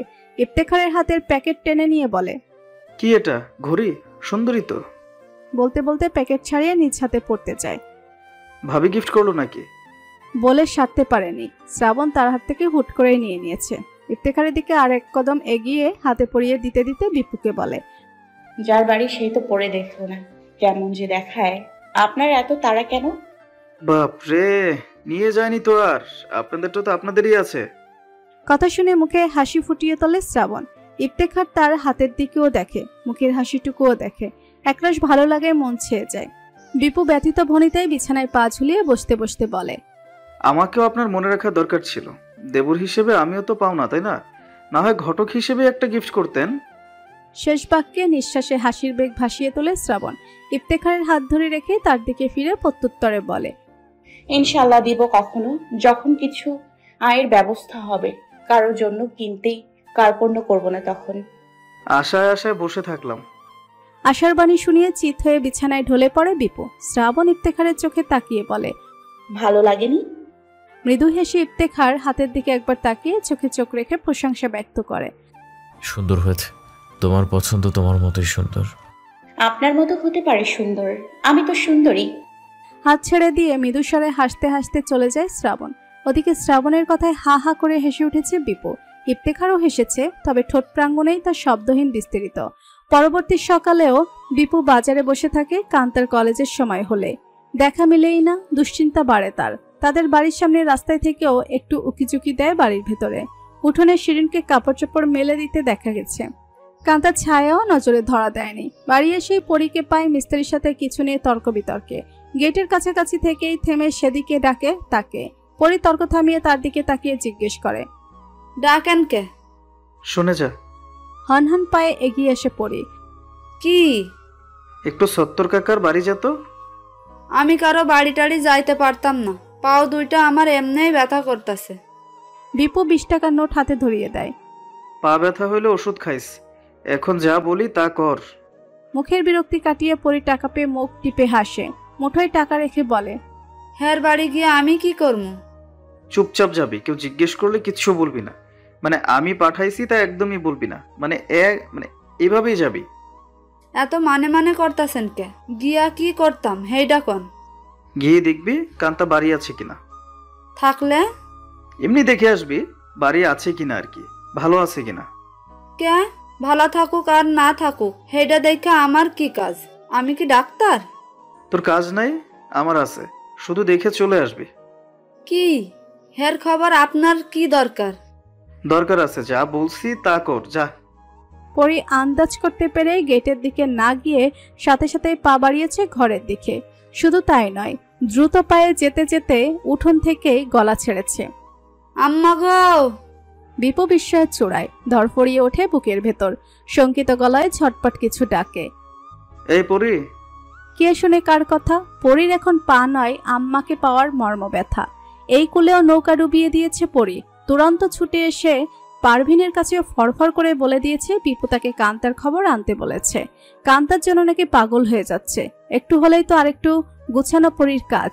সম্পূর্ণ ব্যাপার বুঝে নিতেও পারভিনের হয় না কোনো সমস্যা। ব্যাস, এই দুপুরে মায়ের এক ফালি বকাতেই পেট ভরে গেছে বিপুর। চোখ গরম, মাথা গরম রেখে ইচ্ছে মতো ছেলেকে শাসালো পারভিন। রাগে যেন গা শিরশির করছে তার। এমনিতেই এক ছেলে বউ নিয়ে হাজির হয়েছে, বউয়ের প্রতি মমতা আনতে চেয়েও পেরে ওঠেনি। অন্য ছেলে এখন প্রেমের গীত শোনায়, তাও আবার অপছন্দের পরিবারের সম্পর্কে। শ্রাবণ কিছুটা দূরত্ব থেকে তাদেরকে শুনেও চুপ রইল। কাপড় চোপড় নিয়ে ধীর পায়ে চলে গেল গোসলে। আফজাল হোসেন জোহরের নামাজ পড়ে মেম্বার সাথে হাঁটতে হাঁটতে বাড়ি পর্যন্ত এগিয়ে এসেছেন। মেম্বার বিদায় নিয়ে চলে গেছে গেটের ওপার থেকেই। আফজাল হোসেন ঘরে এসে বসে পরীকে দেখতে পেয়ে জিজ্ঞেস করে, তোর আম্মা কই? কে কাকা? ভাত দিতে ক। বসেন, আমি আনতাছি। আম্মাই ডাব পারতাছে, বকুল কাকারে গাছে তুললা। অর্পার ঘরে থেকেই গলা শুনেছে শ্রাবণ। আধ ভেজা চুলে চিরুনি চালিয়ে যাচ্ছিল সে। মুস্কি হেসে চিরুনিটা রেখে মাথায় আঁচল তুলে বেরিয়ে আসে। রান্নাঘরে এসে দেখে পরি প্লেট ধুয়ে নিচ্ছে। জানালার ওপাশে দেখা যায় গোয়াল ঘরের কাছে পারভিন দাঁড়িয়ে ডাব পাড়িয়ে নিচ্ছে বকুল কাকাকে দিয়ে। শ্রাবণ পরীকে জিজ্ঞেস করে, কি করছো পরি? পরি ঘাড় ঘুরিয়ে পিছু ফিরে গাল ভরে হেসে বলে, আপনারে যা সুন্দর লাগতাছে ভাবি, বুঝাইতেই পারতাম না। কেল্লায় আপনি এত সুন্দর হইলেন। হয়েছে, এতবার বললে নজর লেগে যেতে পারে। লাগতেও পারে, কখন যায় না। তারপরও মনটা কয় খালি দেখতেই থাকে। বিয়ার দিনও আপনি এমনে বাড়ি আসেন নাই। তোমরা আনলে না আসতাম? জানাইলে তো ঠিকই যাইতাম, দৌড়াইয়া শাড়ি গয়না লইয়া। তো যাও, বিভু ভাইয়ের বউটা দৌড়ে দৌড়ে নিয়ে আসো। বলতে বলতে হাতে প্লেট টেনে নেয় শ্রাবণ। পরি বলে, আরে এটা কাকার প্লেট, ভাত দিতে কইল। আমি নিয়ে যাচ্ছি। যাইবেন তো যান, কিন্তু মাথা নষ্ট আমার একদম হয় নাই। ছোট ভাইজানের বউয়ের জন্য দৌড় দিতাম। শ্রাবণ নিজ হাতে খাবার গুছিয়ে নিতে নিতে বলে, কেন? কে আবার? আম্মাই যাইব কান্তা বানুরে আনতে। মাথা নষ্ট। মাথা কেন এত নষ্ট তোমাদের? কান্তা কি খারাপ? ভালা খারাপ বুঝি না, তবে এই বাড়ি ওই বাড়ির সম্পর্ক দাও আর কুমড়া। শ্রাবণ মৃদু হেসে বলে, দা আর কুড়ালের সম্পর্ক কিন্তু সবসময় শত্রুতুল্য হয় না। অন্যদিকে ভাবলে বন্ধুসুলভ কিছুই দেখতে পাবে। কুড়াল তো আর গিলে নেওয়া যায় না, গিলতে গেলে দায়ের প্রয়োজন ঠিকই অনুভব করতে হবে। তা যাই কন্যাকে, চেয়ারম্যানরা তাগো প্রয়োজন হইতে পারে। ভাবি চেয়ারম্যানের কিন্তু তাগরে প্রয়োজন নাই। ওই মনে করেন চেয়ারম্যানই দাও। কুমড়া কাটতে না গেলেও তার সমস্যা নাই, বরং কুমড়াই উল্টো পয়সা যাইব। কাটাকাটি না করলে দায়ও মরিচা ধরে যাবে রে পাগলি। তাই বড়াই করাটা দুই পক্ষেরই মন্দ ডেকে আনবে। সেজন্য উভয়ে একটু ছাড় দিয়ে চলা উচিত। জানি না এত কথা, যার যারটা হ্যাই হ্যাই বুঝুক। আমি এইসব ঝামেলা টামেলাতে নাই। এই বাড়ি কাজকাম কইরা আমার বেলা ফুরায়। অন্যের পক্ষ লইতে গিয়া নিজের বুড়া করার দরকার নাই। মৃদু হাসে শ্রাবণ। খাবার নিয়ে বেরিয়ে যেতে যেতে বলে যায় পরীকে গোসল করতে নিতে। অযথা ঘুরে ফিরে গোসলে দেরি করার দরকারও নেই। আফজাল হোসেন দুই হাতের আঙুল জড়ো করে চেয়ারে বসে আছেন। ভাবছিলেন বাজারের আয়ত্ত নিয়ে। কিছু জায়গা ছেড়ে দিলে তার প্রজেক্ট করাটা সংকীর্ণ হয়ে আসবে, আয়ও কমে যাবে। অন্যদিকে বাজার বড় না করলেও সমস্যা, ছাড়বে কি ছাড়বে না দ্বিধায় আছেন। জনকল্যাণের জনপ্রিয়তাও তো তার ধরে রাখতে হবে। এমনি ধ্যানভগ্ন হয়ে আসে তার। লাল বেনারসিতে ঘরটা পুরো লালাভ বর্ণের হয়ে ওঠে শ্রাবণের উপস্থিতিতে। বাইরের কড়া রোদের আলো ঘরকে কড়াভাবেই আলোকিত করে রেখেছিল। সেই আলো লালের স্পর্শ পেতেই যেন নিজের সোনালি রংটাই পরিবর্তন নিয়ে এলো। আফজাল হোসেন চোখ তুলে তাকাতেই ঘোমটা মাথায় শ্রাবণ মুচকি হেসে সালাম দেয়। আফজাল হোসেন সালামের জবাব দিয়ে তার বেশভূষায় তাকায়। কোনো আয়োজনবিহীন বেনারসির ব্যবহার যেন ততটাও স্বাভাবিক নয়। শখের দিকে তাকালে বলা যায় অতি আহ্লাদ। তার মেয়েটাও তো এক আহ্লাদি, এ বুঝি ভিন্ন এক আহ্লাদি তার ঘরের। শ্রাবণের হাতে থালাবাটি থাকায় নিজেই ছোট টুলটা সামনে এগিয়ে আনেন আফজাল হোসেন। তাতে থালাবাটি রেখে শ্রাবণ পানি আনতে চলে যায় খালি জগ নিয়ে। আফজাল হোসেন এবার পেছন থেকে মনোযোগ তাকান তার যাওয়ার দিকে। বেনারসি যেন তার চোখে আটকে গেল। শ্রাবণ আবার ফিরতেই তিনি কাছ থেকে লক্ষ্য করে গম্ভীর হয়ে ওঠেন মুহূর্তেই। এটা একদম নতুন শাড়ি নয়, যত্নে রাখা বহুদিনের পুরানো শাড়ি। এর রঙেই তা প্রকাশ করে দেয় সুস্পষ্টভাবে। কাপড় চোপড় নতুন অবস্থায় খুব বেশি দিন তুলে রাখলেও রংটা ঝকঝকে থাকে না, একটু মলিন ভাব চড়ে আসে তাতে। গম্ভীর মুখে আফজাল হোসেন স্থির তাকিয়ে থাকে নিচের কুচিতলা পাড়ের দিকে। শ্রাবণ গ্লাসে পানি ঢেলে দিয়ে তার স্থির চোখকে লক্ষ্য করে ঠোঁটের কোণে হাসি রেখে বলে, আব্বা খাচ্ছেন না কেন? দীর্ঘদিতে চোখ উঠিয়ে তার মুখে তাকায় আফজাল হোসেন। শ্রাবণ হাসি মুখিয়ে বলে যায়, আপনি খান, কিছু লাগলে ডাকবেন, আমি পাশের ঘরেই আছি। শ্রাবণ চলে গেলে গম্ভীর মুখে হাত দিয়ে ভাত স্পর্শ করেন তিনি। খাওয়া চলতে থাকলেও মনোযোগ উড়ে গেছে কোনো বিবর্ণ কালের ডাকে। হন্যে হয়ে ছুটেও যেন এক ফোঁটা রঙের সন্ধান পাওয়া যাচ্ছে না খুঁজে। পদপৃষ্ঠে পেরেকের ন্যায় বিদ্ধ হচ্ছে এক একটা প্রশ্নের সূক্ষ্মতা। সময়ের সাথে প্লেট খালি হলেও চিন্তায় ভরপুর হয়ে গেছে মস্তিষ্ক। হাত দিয়ে আফজাল হোসেন এখানেই বসে থাকেন, কাউকে ডাকেনও না, নিচে ওঠেন না, এটো থালাবাটির সামনে থেকে ধ্যানমগ্ন হয়ে বসেই থাকেন শুধু। কিছুটা সময় পর শ্রাবণ আবার আসে তার খাওয়া হয়েছে কিনা দেখতে। নিজ দায়িত্বে থালাবাটি নিয়ে যায়। আফজাল হোসেন আবারও লক্ষ্য করেন বেনারসিতে। তার চোখ সুস্পষ্ট জানান দেয় এই শাড়ি তার পরিচিত। এই চোখ ভুল দেখছে কিংবা চোখের দেখা ভুল হতে পারে এমনটা একবারের জন্যও মনে হয় না। শ্রাবণকে নিয়ে আগে সন্দেহটা ভিন্ন রূপে ধরা দেয় তার কাছে। সন্দেহ উদ্দেশ্যটা যেন স্পষ্ট হয়ে আসতে চায় চোখের সামনে। চোখ দুটো খোলসা করতে চায় পুরনো কিছু গল্পের। বাড়ি এসে লাল বেনারসিতে শ্রাবণকে দেখে চমকিত হয় ইফতেখারের চোখ। অচিরেই মুখে হাসি এনে দেয় তার রূপ। মনে পড়ে বিয়েতে একটা বেনারসি শ্রাবণ পায়নি, অথচ বেনারসিতে কি অপরূপ লাগছে সহধর্মিনীকে। কাছাকাছি এগিয়ে জিজ্ঞেস করে, এটা কার শাড়ি? আমার আম্মার। দারুণ লাগছে। কতটা? যতটা দারুণ হলে শ্রাবণ বৃষ্টি ঝরায়। তাই? কিন্তু বৃষ্টির দিন তো ফুরিয়ে গেছে মনে হয়। গেলে যাক, তবুও এখন শ্রাবণ ফুরায়নি। মৃদু হেসে বারান্দা থেকে রান্নাঘরের দিকে পা বাড়ায় শ্রাবণ। ঘরে যায় ইফতেখার। ওদিকে ডাব হাতে এসে পারভিন তাকে ডাকে। মায়ের ডাকে ইফতেখার বেরিয়ে এসে বারান্দায়। পারভিন দুটো ডাব কেটে দিতে বলে দা নিয়ে আসে। পরক্ষণে নিজের ঘরে এসে আফজাল হোসেনকে জিজ্ঞেস করে যায়, ভাত খাইছেন? না। গম্ভীর মুখে জবাব দিয়ে বসে থাকেন আফজাল হোসেন। পারভিন চলে গেছে ছেলের কাছে। ইফতেখার দুইটা ডাব কেটে ধরিয়ে দিয়েছে মায়ের হাতে। একটা তুলে রেখে আরেকটা পরীকে নিয়ে বারান্দাতেই খেতে বসেছে পারভিন। ইফতেখার আরেকটা অতিরিক্ত কেটে নিয়ে ঘরে গেছে। শ্রাবণ ততক্ষণে তার জন্য খাবার এনে রেখেছে এখানে। ইফতেখার কাটা ডাব তার দিকে এগিয়ে দেয়। নাও। আমি এখন ডাব খাবো না, ভাত নিয়ে এসছি। পানি তো আগে খেয়ে নাও। আমার কাছে ডাবের কচি নারিকেল বেশি ভালো লাগে পানির চেয়ে। আপনি খেয়ে ফেলুন। গ্লাসে ডাব উপর করে অর্ধেক গ্লাস পানি তবুও শ্রাবণের হাতে ধরিয়ে দেয় সে। ডাবের মুখে মুখ পুড়ে বাকিটা পানি শেষ করে নিজে আবার দা নিয়ে ডাব 2 খণ্ড করে আনে শ্রাবণের কচি নারিকেল খাওয়ার জন্য। টেবিলের উপর রেখে দিয়ে বলে, পরে খেয়ে নিও। দুপুরের খাবার সেরে ওঠার পরপরই শ্রাবণ চা করেছে নিজ হাতে। 1 কাপ চা নিয়ে সে আবার হাজির হয়েছে চেয়ারম্যান ঘরে। মন্দ লাগছে না তার। এই চোখে বিস্ময়ের কারণ হতে তাই বারবারই আসতে আগ্রহী হচ্ছে সামনে।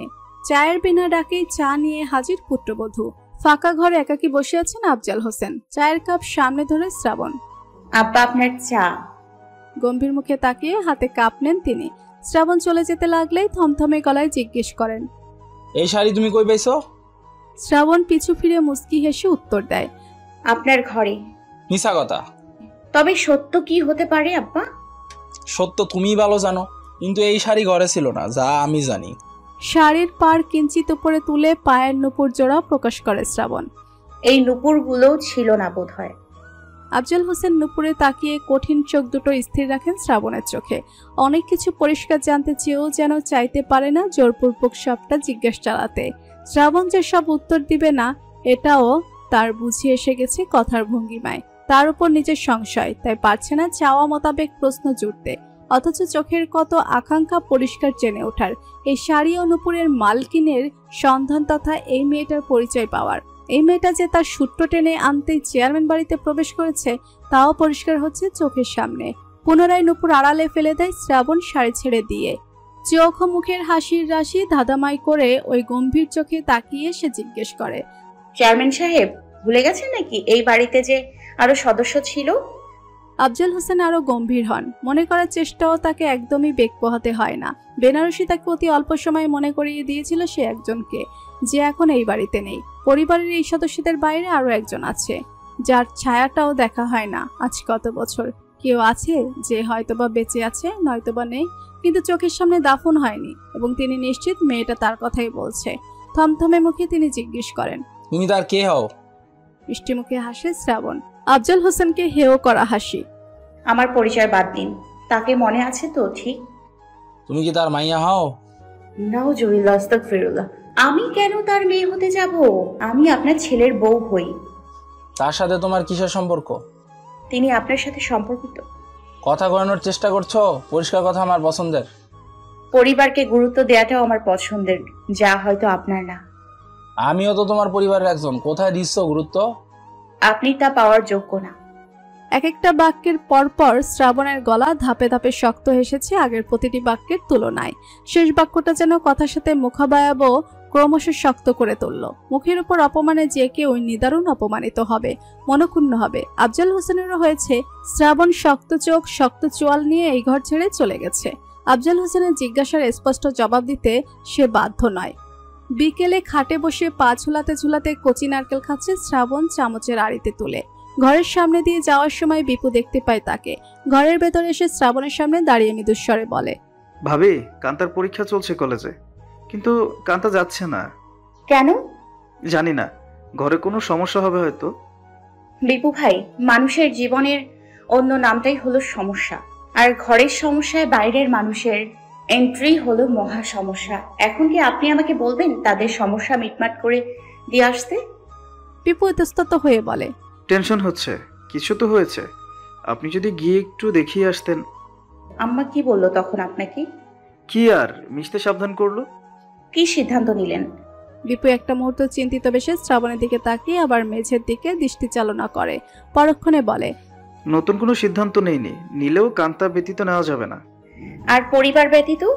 জানি না, আমি আপাতত একটু দেখে আসুন প্লিজ। আপনার ভাই আমাকে বাড়ি থেকে বের হতে নিষেধ করে দিয়েছে। মাকে একটু বুঝান, আব্বাকে যেন মা কিছুটা হলেও বুঝাতে পারে। নিঃশ্বাসে তাচ্ছিলের হাসি ছেড়ে শ্রাবণ নারকেলে চামচ দিয়ে আড়ি দিতে দিতে বলে, আপনার মা আমাকেই দেখতে পারেন না, আর আমি পারবো ওনাকে কান্তার ব্যাপারে বোঝাতে। আমি দীপুকে বোঝাতে পারবো, পরীকে বোঝাতে পারবো, অর্পাকেও হয়তো পারবো, কিন্তু তাদের আব্বা আম্মাকে বোঝানোটা আমার দ্বারা সম্ভব হবে না। এখন বলবেন চেষ্টা করে একবার দেখতে পারি কিনা? চেষ্টা আমি তখনই করব যখন সম্ভাবনা দেখব, এখন শতকরা 1 ভাগও দেখছি না। বিপু হতাশ হয়ে বেরিয়ে আসে, ধীর পায়ে বারান্দা ছাড়ে। বাইরে বের হতে ইফতেখারকে দেখতে পায় দালানে, মিস্ত্রিকে কিছু দেখিয়ে দিচ্ছে। বিপু ধীর পায়ে সেদিকে যায়, ইফতেখারের পাশে এসে দাঁড়ায়। মিস্ত্রির সাথে কথা শেষ হলেই সে বলে, ভাই কিছু কথা ছিল। মিস্ত্রিদের থেকে কিছুটা দূরে যায় বিপু, ইফতেখারও এগিয়েছে। বিপু বলে, কান্তাদের বাড়ি কি যেন গন্ডগোল হয়েছে আজ, ভাবিকে বলবা একবার দেখে আসতে। কিসের গন্ডগোল? কি জানি হয়েছে কান্তার ব্যাপারে, আমি জানি না সবটা, শুনলাম আর কি মাত্র। একটু পাঠাও না। সেও বাড়ি গেলেই তো আর আসতে চায় না, মজে থাকে দিনব্যাপী। পাঠাও না একটু, টেনশন হইতেছে তো আমার। ইফতেখার নিরত্তর চলে যায়। বিপু অপেক্ষায় তাকিয়ে থাকে ভাই কোন দিকে যায়। ঘরেই তো গেল, ভাবিকে কি পাঠাবে? তবে মনে খুশখুশ করতে থাকে। ইফতেখার ঘরে এলেই নারকেল থেকে মনোযোগ সরায় শ্রাবণ। কিছু বলবে মনে হচ্ছে, অপেক্ষাহীন বলেও ফেলে ইফতেখার, একটু তোমার খালাম্মার বাড়ি যাও তো। খালাম্মার বাড়ি কেন? কি নাকি গন্ডগোল হয়েছে। গন্ডগোল কিসের, কার সাথে? জানি না, বিপুল বলল কান্তাকে নিয়েই নাকি হয়েছে, দেখে আসো একটু। আপনিই না নিষেধ করেছেন আমাকে বাইরে বের হতে? সারাদিন ব্যাপী বাইরে কাটাতে নিষেধ করেছি, দেরি করো না, দেখেই চলে এসো। দীর্ঘ নিঃশ্বাস ছেড়ে নারকেল রেখে উঠে দাঁড়ায় শ্রাবণ। ও, এখন প্রয়োজন হয়েছে তো যাব, প্রয়োজনে শুধু আমার ব্যবহার। কথা গায়ে লাগে ইফতেখারের, বাহুতে ধরে চলতে বাধা দেয় শ্রাবণকে। ব্যবহার বলছো কেন? এটা তোমার দায়িত্বে পড়ে না। ঘাড় ঘুরিয়ে ইফতেখারের চোখে তাকায় শ্রাবণ। আপনারও অনেক দায়িত্ব পড়ে আছে আমার প্রতি, তা পালন করতে একাংশ ভাবছেন না আপনি। মানে কি পালন করছি না? বয়স এবং বুদ্ধিতে আপনি আমার চেয়েও বড়। এ কথাতেই তার মানের উত্তর করে মৃদু হেসে শ্রাবণ বেরিয়ে যায়। ভাবনায় মত্ত হতে গিয়েও হয় না ইফতেখার, বাধা দেয় শ্রাবণকে। দাঁড়াও, শুনে যাও। শ্রাবণ এগিয়ে এলেই বলে, শাড়ি পাল্টে যাও। কেন? সব রূপ সবাইকে দেখাইতে হয় না। মুস্কি হেসে শ্রাবণ ঘরে পা বাড়িয়ে বলে, তা অবশ্য ঠিক বলেছেন, আচ্ছা যাচ্ছি পাল্টে। বন্ধ দরজার বাইরেই ইফতেখার দাঁড়িয়ে থাকে ভাবনায় মত্ত থেকে। দায়িত্বের ভাবনায় পড়ে আছে সে, কোনো দায়িত্ব থেকে পিছিয়ে আছে সে। সব একসাথে হয় না ঠিক, কিন্তু এখন পর্যন্ত এমন কিছু ছিল কি যা সে তা পালন না করে পিছিয়ে গেছে? শ্রাবণ পোশাক পাল্টে বেরিয়ে আসে। ইফতেখার আরো একবার বলে দেয় তাড়াতাড়ি ফিরতে। শ্রাবণ চুপচাপ চলে যায় মাথায় ওড়না পেঁচিয়ে নিয়ে। শ্রাবণ যখন বাড়ি প্রবেশ করে, সাত্তার ভ্যান নিয়ে বের হয়। সামনাসামনি হতেই শ্রাবণ জিজ্ঞেস করে, আসসালামু আলাইকুম কাকা, কেমন আছেন? কোনো রকম জবাব সাত্তার তাকে দেয় না। থমথমে মুখখানা নিয়ে চলে যায় ভ্যান টেনে।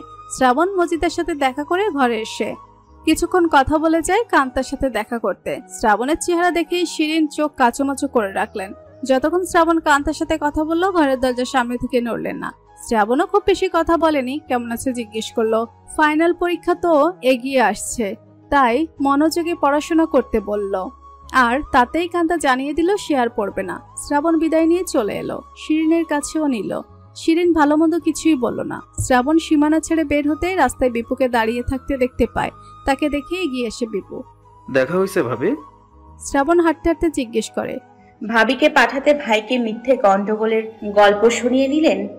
বিপু তার সাথে হাঁটতে হাঁটতে মাথা চুলকে বলে, মিথ্যে আর কি, কিছু তো হয়েছেই। হ্যাঁ হয়েছে, পড়াশোনা বন্ধ হয়েছে, কান্তা আর কলেজ যাবে না। তবে তবে আর কি, বিয়ে দিয়ে দিবে, সংসার করবে, এই তো মেয়েদের শেষ পরিণতি। আমার ব্যবস্থা নেওয়া হবে না কোনোভাবে? দায়িত্ব নিতে পারবেন কান্তার? কথার গম্ভীরতায় একটু বিস্ময়ের সাথে শ্রাবণের চোখে তাকায় বিপু। শ্রাবণ একই গম্ভীরতার সাথে বলে, কান্তাকে কোনোভাবে বাড়ি থেকে নিয়ে চলে এলাম, আপনি তার হাতটা ধরে রাখতে পারবেন সারা জীবনের জন্য? আপনার বাড়িতেও আপনার জায়গা হলো না, একটা ব্যবস্থা আপনি করে নিতে পারবেন? নিরুত্তর তাকিয়ে থাকে বিপু। শ্রাবণের কথার গম্ভীরতা আরো গভীরে পৌঁছায়। জবাব নেই কেন? হিসেবে তবে বিয়ে করে এত পাগল হয়ে যাচ্ছেন? একটা মেয়ে আপনার কাছে চলে আসবে, আপনি তার দায়িত্ব নেবেন না, তার চাহিদাগুলো মেটাতে হবে না আপনার? মানলাম সে কোনো চাহিদা দেখালো না, শুধুমাত্র আপনি হলেই তার চলবে। তাকে আসলে চলবে? আপনার মাসিক ইনকাম কত? ওই মেয়েটার কি কোনো আয় আছে তবে? হাওয়া খেয়ে বাঁচবে নাকি প্রেম শব্দটাকে গিলে খেয়ে? একটা পরিবারেও সাপোর্ট নেই যে তার ভরসায় দুইজন মিলে একটা সিদ্ধান্ত নিয়ে নিলেন। আজ আপনার একটা উৎস থাকতো, একটা শক্তি থাকতো, কারো কাছে আপনাকে এভাবে দৌড়াতে হতো না সাপোর্ট পাওয়ার জন্য, কারো ধারে কাছে ঘুরতে হতো না একটু সুপারিশের জন্য।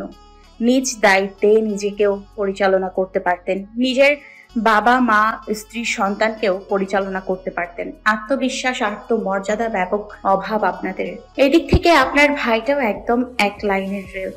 আমি বলছি না যে সে আমার চাহিদা পূরণ করতে অক্ষম, কিন্তু তার নিজস্বতা বলতে কিছুই নেই।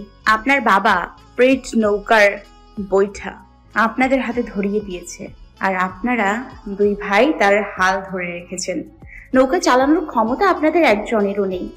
বাস্তব একটা কথা জেনে রাখেন, মনের ভালোতেই সব হয়ে যায় না।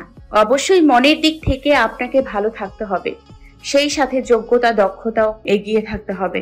কান্তার বাবা মা আপনার কাছে মেয়ে দেওয়ার জন্য কেন ভাবে? চেহারা দেখে না চেয়ারম্যানের ছেলে পরিচয় দেখে?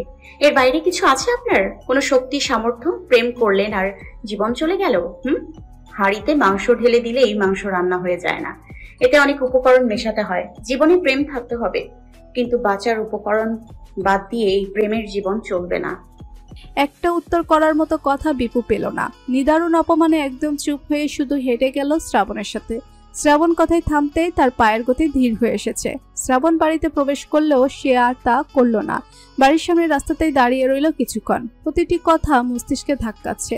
একটা কথা তার জন্য অযোগ্য বলে খুঁজে পেল না। প্রত্যেকটা বাক্য, প্রত্যেকটা শব্দের অপমানের যোগ্য সে ছিল। সন্ধ্যা হয়ে যাচ্ছে। শ্রাবণ বাড়ি এসেই উঠোন থেকে কাপড় চোপড় নিয়ে যায়, যার যারটা তার ঘরে রেখে আসে। আফজাল হোসেনের ঘরে যখন সে কাপড় চোপড় নিয়ে আসে, আফজাল হোসেন তখন ঘরেই ছিলেন। মসজিদের জন্য বের হবেন, তৈরি হয়েছেন। শ্রাবণ এলেই তিনি থেমে যান। কাপড় চোপড় রেখে চলে যেতে লাগলেই পিছু জিজ্ঞেস করেন, সে এখন কই থাকে? পিছু ফিরে তাকায় শ্রাবণ, জানতে চায় কে? ফাতিহা। মুখে তাচ্ছিল্যকর হাসিটে না শ্রাবণ শান্ত চোখের পলক ফেলে জবাব দিয়ে যায়, আপনার দুনিয়ার বাইরে। পরীক্ষাগুলো দেওয়া হলো না, তাই কান্না করেছে প্রতিদিনই। আজ শেষ পরীক্ষা ছিল কান্তার। আগেরগুলো না দিলেও শেষটায় উপস্থিত হতে আবারও জোর টানে মায়ের বিরুদ্ধে। বোরকা পরে বেরিয়ে যেতে চায়। শিরিন টেনে টুনে বোরকা খুলে কতগুলো থাপ্পড় মেরেছে তাকে। কান্নার সাথে তর্ক করেছে কান্তা মায়ের সাথে। জীবনটাকে নরক করছে বলে চিৎকার করে কতক্ষণ। সারাদিন ভাত খায়নি আর। রাতে 7টার বাড়ি ফিরলে শিরিন বিচার দেয় সারাদিন না খেয়ে আছে তাই। কারণ জানতে চাইলে এবার বলে দেয়। বিপুর প্রেমে পাগল হয়ে আজকেও বেরিয়ে যেতে চাইছিল, এরপর মেরেছে। এখন ভাত খাওয়া ছেড়েছে। বিপুর কথা শুনতেই মাথায় রক্ত উঠে সাত্তারের। মেয়ের উপর ধমকায়। শিরিন যা বলল সত্যি কিনা, বিপুর পিছু ছাড়বে কিনা জিজ্ঞেস করে। স্পষ্ট জবাব দেয় কান্তা মরে গেলেও ছাড়বে না। এই কথা বলতে সেও ইচ্ছে মতো মারে। শিরিন নিজেই দৌড়ে গেছে তাকে শান্ত করতে। পাশের ঘর থেকে মজিদাও দৌড়ে এসেছে হইচই শুনে। থামিয়েছে দুজনে সাত্তারকে। বাবার হাতে মায়ের খেয়ে রাতের ঘুম হারাম হলো কান্তার। ঠোঁটের ধার কেটে রক্ত ঝরেছে কড়া থাপ্পড়ে। লাঠির 2 আঘাতেও শরীরে ব্যথা জমে গেছে। চুলে টান পড়ায় ও নির্ঘুম রাতের কারণে মাথাটাও যন্ত্রণা করছে ভীষণ। তবুও জানালা খোলা রেখে বসে আছে বিছানায় জানালার কাছেই। আধার ঘরে চাঁদের আলো এসে হাঁটু জড়ানো পায়ে রশি ঢেলেছে। সেই আলোতে রক্ত ছড়াতেও হাতে ব্লেড নিয়েছে কান্তা। আলতো করে 2 বার আঁচড়ে কাটলো কবজির কাছে। আঁচড় থেকে বিন্দু বিন্দু ঘামের মতো রক্ত বেরিয়ে এসেছে। চোখ দুটো ঝাপসা হয়ে এসে তা গাল গড়িয়ে আবার স্বচ্ছ হয়ে যায়। আবারও টইটুম্পুর হয় সময় অসময়ে। না পারে বাবা মাকে বোঝাতে, না পারে নিজ উদ্যোগে কিছু করতে। কি লাভ এই জীবন রেখে? প্রতিদিন কেঁদে ওঠার কোনো মানে হয়? আম্মা তো মানবে না, আব্বাও মানবে না। হাতের শিরা গুচ্ছে আশ্রয় নিতে চাইলে এই ব্লেড মানবে তো? অবশ্যই মানবে। দিবে নাকি তাকে মানিয়ে একটা জীবনের ইস্তফা? কিন্তু মরে গেলে কি হবে? কিছু হবে না। না সুখ পাওয়া যাবে, না আল্লাহকে পাওয়া যাবে, আর না পাওয়া যাবে তার শখের বিপুকে, যার জন্য হয়ে যাচ্ছে এত সব কাণ্ড। তো মরতে যাবে কোন প্রত্যাশায়? হৃদয়ের ডুকরে ওঠা কান্না চাপা দিতে ঠোঁট কামড়ে রাখে, বেরেটটা ছুড়ে দেয় জানালার বাইরে, হাঁটুতে মুখ গুজে ফুফিয়ে কাঁদে। এই যে একটা পাপ যে করতে যাচ্ছিল, তার জন্য ভয় করে আল্লাহকে, ক্ষমা চাই মন জমিনে আত্মচিৎকার করে, সাহায্য চাই একটা সুব্যবস্থার জন্য। এই চাপময় জীবন একদম ভালো লাগছে না, চাপ মুক্ত হতে চায় সে। নিজেকে শান্ত করে কিছুক্ষণ পর বেরিয়ে এসে দরজা খুলে। এত রাতে দরজা খোলার শব্দ পেয়ে ঘুম ভেঙে যায় সাত্তারের। মেয়েকে বেরিয়ে যেতে দেখে উঠে আসে তৎক্ষণাৎ। বারান্দা এসে দেখে জগের পানিতে অজু করছে মেয়ে। অজু শেষ হতেই উঠতে দেখে এক দীর্ঘ নিঃশ্বাস ছেড়ে মাথা ঠান্ডা অবস্থায় চলে যায় আবার ঘুমাতে। বুঝতে পারে মেয়ের চোখে ঘুম নামেনি আজ। তারও অনেকটা সময় নির্ঘুম কেটেছিল মেয়েকে মারার কারণে। কাঁচা ঘুম ভেঙেছে দরজার কপাট খোলার শব্দে। কান্তা আন্দাজ করতে পেরেছে বাবা উঠে আসা। পুনরায় দরজা লাগিয়ে নিজের ঘরে এসে জায়নামাজ পেতে দেয় বিছানায়। দিয়াশলাই নিয়ে মোমবাতি জ্বেলে ঘর আলোকিত করে। এরপর জড়ো হয় প্রার্থনায়। ক্ষমা পাওয়ার প্রত্যাশা ও সাহায্যের দুহাত তুলে চোখ ভিজিয়ে যায় ভোর পর্যন্ত। শ্রাবণের কথা অপমান খুব গুরুত্বের সাথে ভেবে একটা কিছু করার জন্য ভাবছিল বিপু। যেদিন শ্রাবণ এত সব বলল তাকে, সেদিন রাতে তার ঘুম হয়নি এই ভাবনার কারণে। এরপর থেকে একটা সিদ্ধান্তের দিকে ধাবিত হয়ে চেষ্টা চালিয়ে যাচ্ছে। আর 4 দিন হয়, আর তা একদিন যায়, 2 দিন যায়, 3 দিনের মাথাতেই চলে এসেছে আফজাল হোসেনের কান পর্যন্ত। গত সন্ধ্যায় শুনেছে কারো মুখে যে বিপু কর্মসংস্থানের চেষ্টা করছে, অথচ তিনি বাবা হয়ে ঘরে থেকেই জানেন না সেই খবর। সকালে যখন বারান্দায় বসে চা পান করছিলেন, বিপুকে ঘর থেকে বের হতে দেখতে পেয়ে ডাকেন, শুনে যা। বিপু এসে কাছে দাঁড়াতেই জিজ্ঞেস করেন, স্কুলে নাকি দৌড়াদৌড়ি করতেছস? একটু দ্বিধান্বিত হয়ে পড়ে বিপু। আব্বা জানলো কি করে? কিছু ঠিক হওয়ার আগেই আফজাল হোসেন জবাবের প্রত্যাশায় তাকিয়ে থাকেন মুখের দিকে। দৃষ্টি নত করে জবাব দেয়, হ্যাঁ গিয়েছিলাম। কে? চাকরির জন্য। চাকরি বাকরির কি এমন দরকার? আমার যেই কাজকর্ম আছে তাই দেখাশোনা করলে হয় না তোর? তা তো ভাই দেখছি, আমি না দেখলেও দেখা হবে। তাছাড়া আমার নিজের কিছু করার দরকার আব্বা। অবসরই তো ঘোরাঘুরি করতেছি। সময় থাকতে যোগ্যতা কাজে লাগানো দরকার মনে হচ্ছে। কিছু অতিরিক্ত আয়ও হবে পরিবারে। সার্টিফিকেট অর্জন করতে যা খরচ হয়েছে তারও সার্থকতা পাওয়া যাবে। তাই বলে শেষ পর্যন্ত কিন্ডারগার্টেনে নামবি? জানে আব্বার চাকরি পছন্দ না, তাই আগের তুলনায় গলা আরো নত করে বিপু। অভিজ্ঞতার দরকার আছে। তাছাড়া হাই স্কুল পর্যায়ে জয়েন হওয়ার চেষ্টা করছি, দেখি তারা কি ঠিক করে। দৌড়াদৌড়ি কি দরকার? মাস্টারই করবি যখন আমারে কইলেই তো হইতো। কিন্ডারগার্টেনে চেষ্টা না করে সরকারি হাই স্কুলে ঢুকানোর জন্য দেখতাম। হুট করে সেখানে গেলেই সামলে উঠতে পারে কিনা কে জানে। এখান থেকে শুরু করি, যোগ্যতায় যে পর্যায়ে পাওয়া যায় আর কি। সুপারিশে গেলে তখন ঠিকঠাক সামলাতে না পারলে ওটা কথা শুনতে হবে যে না পেরেই জোর দেখাইছি। বিরক্তির হালকা নিঃশ্বাস ছাড়েন আফজাল হোসেন। ছোট করে যাওয়ার হুকুম দেন। যা। চুপচাপ চলে যায় বিপু। আগামীকাল প্র্যাকটিক্যাল পরীক্ষার স্বরূপ 2টা ক্লাস নেওয়ার জন্য বলেছিলেন হেডমাস্টার। এরপর হয়তো ব্যবস্থা হয়ে উঠবে একটা। ছুটির দিন হওয়ায় একটু দেরিতেই ঘুম থেকে উঠেছে অর্পা। আলস ভঙ্গিতে বারান্দায় বসে বসে দাঁত ব্রাশ করে চলেছে নিবিড়ে। পাশ দিয়ে চলাচল করতে করতে পারভিন বকে গেলেন হালকা করে, এক এক নবাবীরা ঘুম থেকে উঠবো 10টায়, তাও আবার ডেকে ডেকে খাওয়াইতে হইব। এমন সুখী করতে পারলাম না জীবনে। অর্পা মুখ ভর্তি লালা নিয়ে জবাব দেয়, আমার সাথে হিংসা কেন করো? পরীকে বললেই তো হয় আম্মু। তারপর সুখ করো, ছেলের বউ আছে তোমার হাড়ি সামলানোর জন্য। ঢঙে ঢঙে কথাটাই কইতে পারবি, কাজকর্মে তো একদমই নাই। শ্বশুর বাড়ি গেলে কিছু হইলেও তো কইরা খাওয়া লাগবে নাকি? পারসটা কি? ভাবিও তো করে না কিছুই, এমন একটা বাড়ি পেলেই হইব নে। মায়ের সাথে মস্করা করে মুখ টিপে হাসে অর্পা। পুচ করে লালা ফেলে মাটিতে। ভুলক্রমে তার গোলাপ গাছ পর্যন্ত চলে যায়। মগের পানিতে আবার সাথে সাথে পরিষ্কার করে নেয় সে। মনে মনে একটু ভয় করে। গতকাল ইংরেজি পরীক্ষার খাতা দিয়েছিল ক্লাসে, 3 মার্কের জন্য এসে গেছে ফেল। মা শুনলেই না আরো ধোয়া মোছা করতো তাকে। এখন না হয় লুকিয়ে গেল, যখন পুরো পরীক্ষার মার্কশিট দিবে তখন কিভাবে লুকাবে? প্রাইভেট টিচার তো সবার আগে তার মার্কশিট দেখে নিবে, এরপর ঘরে জানাতেও বাদ রাখে না। কি যে করবে? আবু শুনলেই না রাগ করে বসেন। দীপু ভাই তো আছেই কানের কাছে ফেলটুস বলে বলে ভন ভন করতে। রুটিন নাস্তা করে বাড়ির পশ্চিম প্রান্তে পুকুরের দিকে হাঁটতে এসেছিল শ্রাবণ। পানিতে একটা জাম্বুরা ভাসতে দেখতে পায় সে। পুকুরের চারপাশে চোখ ঘুরিয়ে গাছেরও সন্ধান করে, কিন্তু কোনো জাম্বুরা গাছ দেখতে পায় না। গোয়ালের কাছে বড় জাম্বুরা গাছটা আছে শুধু। এটা কি তবে কেউ ছুঁড়ে ফেলেছে পানিতে? গোয়ালে কর্মরত অবস্থায় দেখা যায় বকুল কাকাকে। ধীর পায়ে পুকুরের পাড় ধরে গোয়ালের দিকে এগিয়ে শ্রাবণ জিজ্ঞেস করে, বকুল কাকা, জাম্বুরা কে ফেললো এখানে? কই মা, কই? এই যে পুকুরের পানিতে ভাসছে দেখা যাচ্ছে। ও গাছরে পইরা গেছে গা। এতখানি গড়ায়? কি কয়, ঝড় আইলে উঠানেও জায়গা। এইটা মনে হয় গোয়ালের চালে পড়ছে, এরপর গড়াইছে পুকুরে। তাই হবে হয়তো। শ্রাবণ এই প্রান্তের শেষ পর্যন্ত হেঁটে আবার পিছু আসে ধীর পায়ে হেঁটে, আবারও তাকায় ভেসে থাকা জাম্বুরায়। পাকা হবে হয়তো, তাই তো পড়েছে। উঠানো যাক। আশেপাশে তাকিয়ে বড় লাঠি খুঁজে, কিন্তু তেমন ডালপালা নজরে পড়ে না। বড়র মধ্যে দেখতে গেলে বাঁশ পাওয়া যায়, চিকন হলেও চলতো। মোটা, তাও আবার এত বড় বাঁশ বহন করা তার পক্ষে সম্ভব নয়।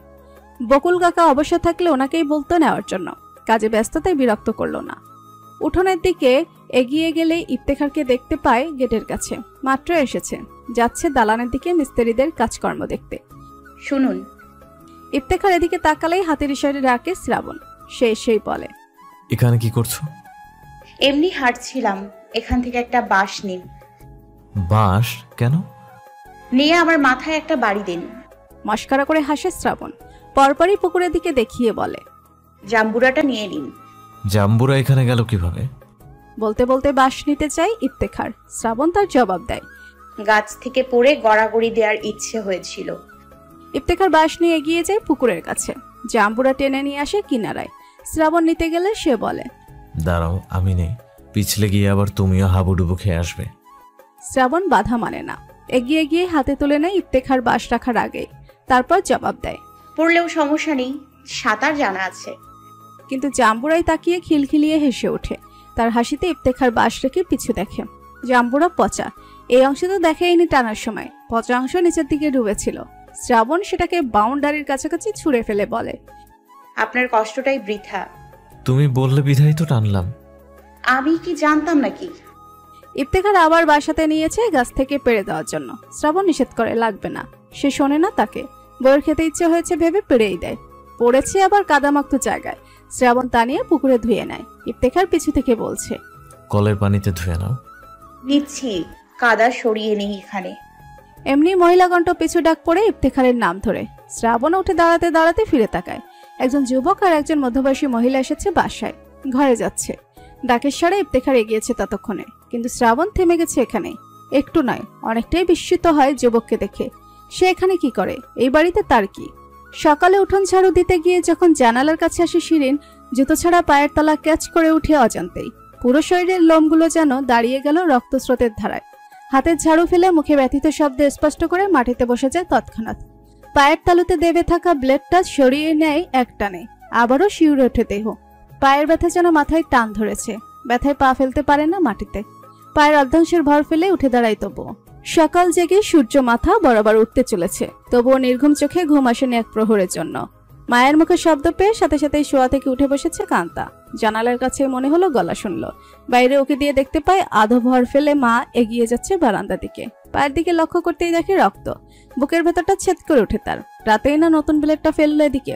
দ্রুত বিছানা ছেড়ে নেমে বেরিয়ে আসে কান্তা। শিরিন বারান্দায় বসেছে মাত্র। কান্তা ছুটে এসে বসে যায় মায়ের পায়ের কাছে। বারান্দার রশিতে ঝুলানো গামছাটা টান দিয়ে নামিয়ে একটা অংশ ছিঁড়ে নিতে নিতে বলল, কাটলো কেমনে? দেখে হাঁটতে পারো না? কপাল পোড়া থাকলে খোলা চোখও অন্ধ হয়ে যায়। জানালা দিয়ে ব্লেড ফালাইছে কারা? কান্তা মায়ের পা বেঁধে দিতে দিতে বলে, জানালার কাঠেই তো ব্লেড রাখা থাকে, পড়তে পারে না কত ভাবে।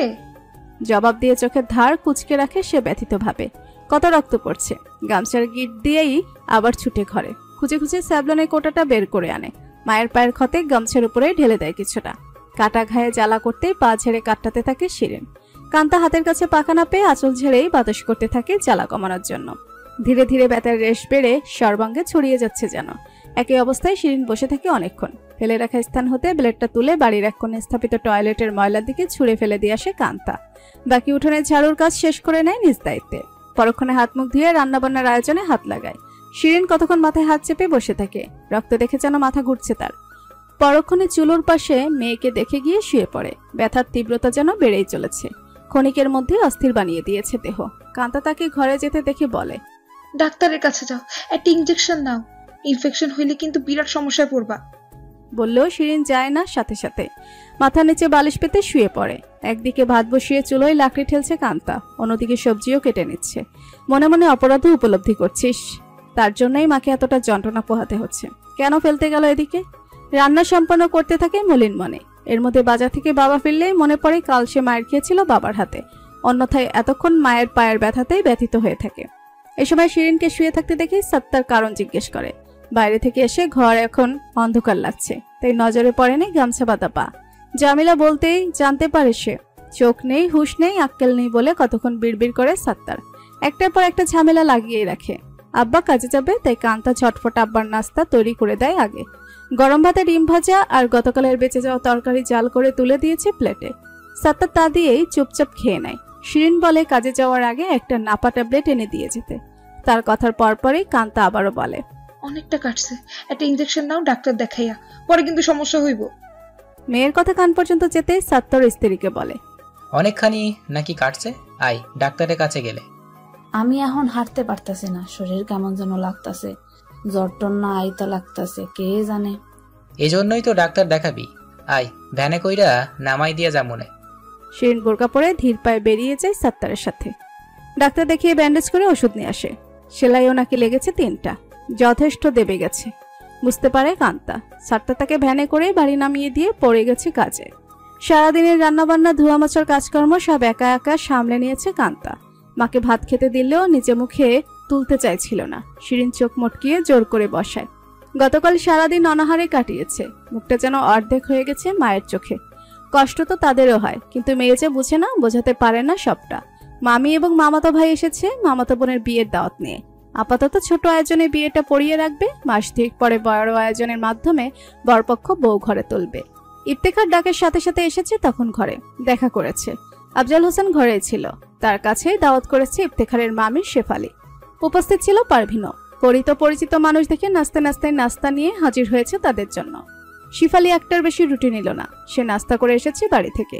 ছেলে অপু 1 চিমটি নিয়েছে মাত্র, সে মাত্রই খেয়ে এসেছে, এখন খাওয়ার ইচ্ছে নেই। তাই তা দেখে পরি মন্তব্য করে, অপু ভাই যেন খাইতে জানে না। খান খান, লজ্জা করেন না। ফুপুর বাড়িতে যদি লজ্জা করেন, শ্বশুর বাড়ি গিয়া তো মুখে রুমাল চাপ দিয়াই বৈশা থাকা লাগবে, তাইলে আবার ঠকবেন কিন্তু কইলাম। অপু সেই 1 চিমটি মুখে রেখেই হাসে।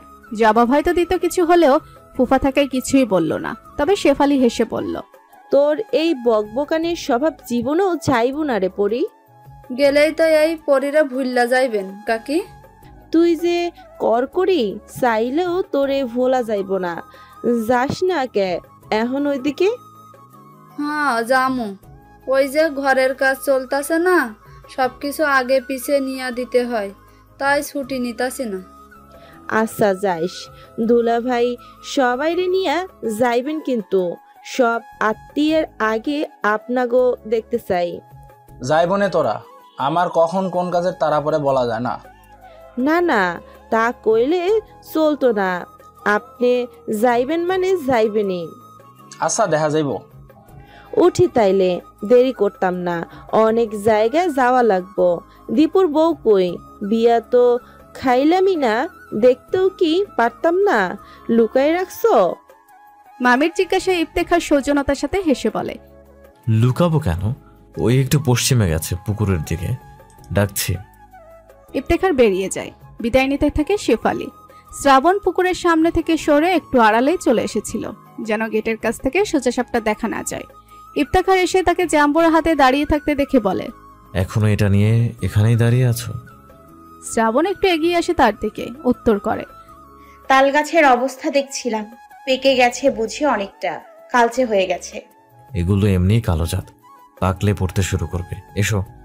কোথায়? ঘরে। কে এসছে? মেজ মামি আর মামাতো ভাই এসেছে মামাতো বোনের বিয়ের দাওয়াত নিয়ে। ও চলে গেছে? না, তোমাকে দেখবে বললো। আমি যাব না।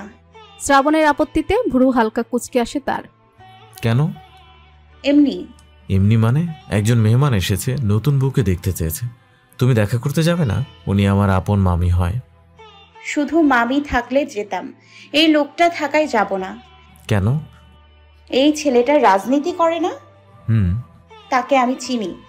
তো তো এরও কারণ লাগবে। কিছুটা হতাশা ভাসে শ্রাবণের নিঃশ্বাসে, তবুও স্পষ্ট বলে, সে একটা বেয়াদব ছেলে, তাই আমি তার সামনে যেতে ইচ্ছুক না। একটু আশ্চর্যজনিতই হয় ইফতেখার। রাজনীতি করলেই মানুষ বেয়াদব হয়ে যায়? রাজনীতি না, আমি যাকে ভাবছি সেই কিনা নিশ্চিত হতে জিজ্ঞেস করলাম সে রাজনীতি করে কিনা, আর দোষ তার চরিত্রে। কি দোষ করলো আবার তোমার সাথে? কিছু বুঝে উঠতে না পেরে ঘটনার গভীরে যাওয়ার চেষ্টায় জানতে চাই ইফতেখার। শ্রাবণ তার চোখে তাকিয়ে সময় নেয় বলবে কিনা। ইফতেখার অপেক্ষাই থাকে, বলে দেওয়াটাই ভালো মনে করে সে, তাই স্বাভাবিক কণ্ঠে জানায়, সে একজন ইফটিজার, রাস্তাঘাটে ঘোরাঘুরি করে, মেয়েদের ডিস্টার্ব করত। আশ্চর্যের হাসি মুখে স্পষ্ট করে ইফতেখার। বলছো কি? মামা মামি সম্পর্কে তোমার ধারণা আছে? সে কি যাত্রাবাড়ির দিকে থাকে বা থাকতো কোনো কারণে? হ্যাঁ থাকে, এখনো কম্পিউটার অপারেটর হিসেবে কাজ করে কোম্পানিতে। ভার্সিটির পড়াশোনা ওদিকেই হয়েছে। শ্রাবণের কুলো জেনে একটু চিন্তিত বেশে জবাবটা দিলে ইফতেখার। শ্রাবণ তার ছেলের সাথে কিঞ্চিত হেসে বলে, বাবা মা ভালো হলেই সন্তান ভালো হয়ে যায় না, বাবা মা খারাপ হলেও সব সন্তান খারাপ হয় না। চরিত্র গঠন মানুষের আত্মস্থল থেকে হয়ে থাকে। তুমি শিওর যে সে ইফটিজার? আমার পেছনেই ঘুরেছে আপনার ভাই, প্রায় 2টা বছর রাস্তায় দেখলেই পিছু নিত। কাজে যেতে ইচ্ছে হতো না তার বিরক্তির কারণে, যা তা অপমান গায়ে লাগেনি, পিছু নিতই। এরপর তো একদিকে চলে এলাম, তারও সুযোগ বন্ধ হলো। এর চেয়ে সুনিশ্চিত কোনো প্রমাণ চাই আপনার? ইফতেখারের মুখাবয়ব যেন অনেকটা ফ্যাকাশে হয়ে গেল। যদিও জানে একটু দুষ্টু প্রকৃতির ছেলে অপু, কিন্তু এমন নোংরা কিছু বোধহয় প্রথম শুনল তার ব্যাপারে। ইফটিজেরা, তাও আবার তার বউই সে কর্তৃক ইফটিজিং এর শিকার। ভুলেও তাই আর তাদের সামনে নেওয়ার ইচ্ছেটা দ্বিতীয়বার জাগায় না। যে কোনো পুরুষেরই হয়তো খারাপ লাগবে স্ত্রী কিংবা ঘরের কোনো সদস্যের সাথে এমন হয়েছে জানলে। তারও লাগছে। মুখের আবহাওয়াই বদলে গেছে। এক প্রকার ঘৃণার জন্ম হয় মামাতো ভাইয়ের প্রতি। থমথমে মুখে একাই এগিয়েছিল 2 পা। ওদিকে মা ছেলে বেরিয়ে এসেছে চলে যাওয়ার জন্য। পশ্চিম দিকে তাকিয়ে দুজনকেই দেখতে পাই। এগিয়ে আসতে আসতে গলা ছাড়ে, নতুন বউ পলাইছে কেন? মামি শাশুড়ির সাথে দেখা করতো না? এত লজ্জা নিয়ে সংসারে আইলে চলে? হাসি মুখে কথা বলতে বলতে এগিয়েছে শেফালি। অপু মায়ের সাথে সমান তালে না এগিয়ে এলেও মায়ের কথার প্রেক্ষিতে মুখে হাসি স্পষ্ট করে তাকিয়েছিল এদিকে। দূর থেকে অবয়ব দেখেই যেন একটু সন্ধিয়ান হয়ে পড়ে। মুখের সেইটুকু হাসির বিলুপ্তি ঘটে। ধীর পা এগিয়ে আসে আরো 4-5 কদম। নিশ্চিত হতেই বিস্মিত সে। শ্রাবণ এগিয়ে গেলেও খুব একটা যায়নি।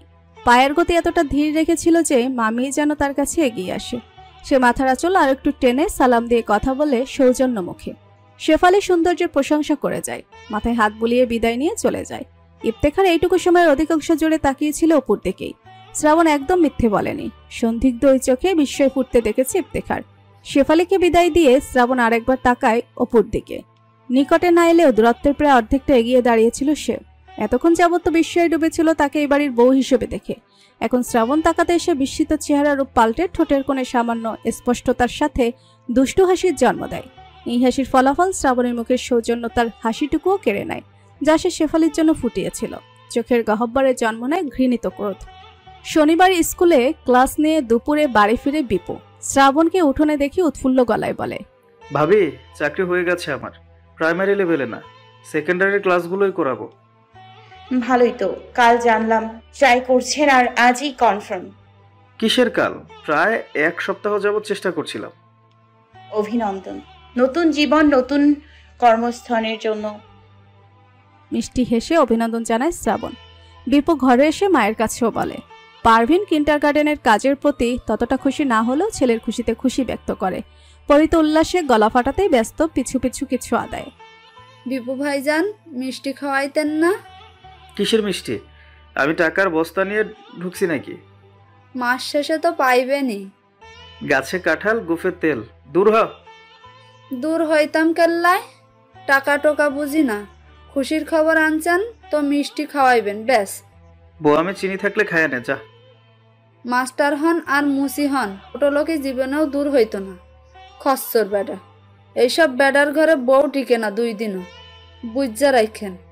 যেতে যেতে তার কথায় হেসে গেলেও বিপুর মনটা ছুটে গেছে কান্তার কাছে। তাকে তো খবরটা দেওয়া হলো না।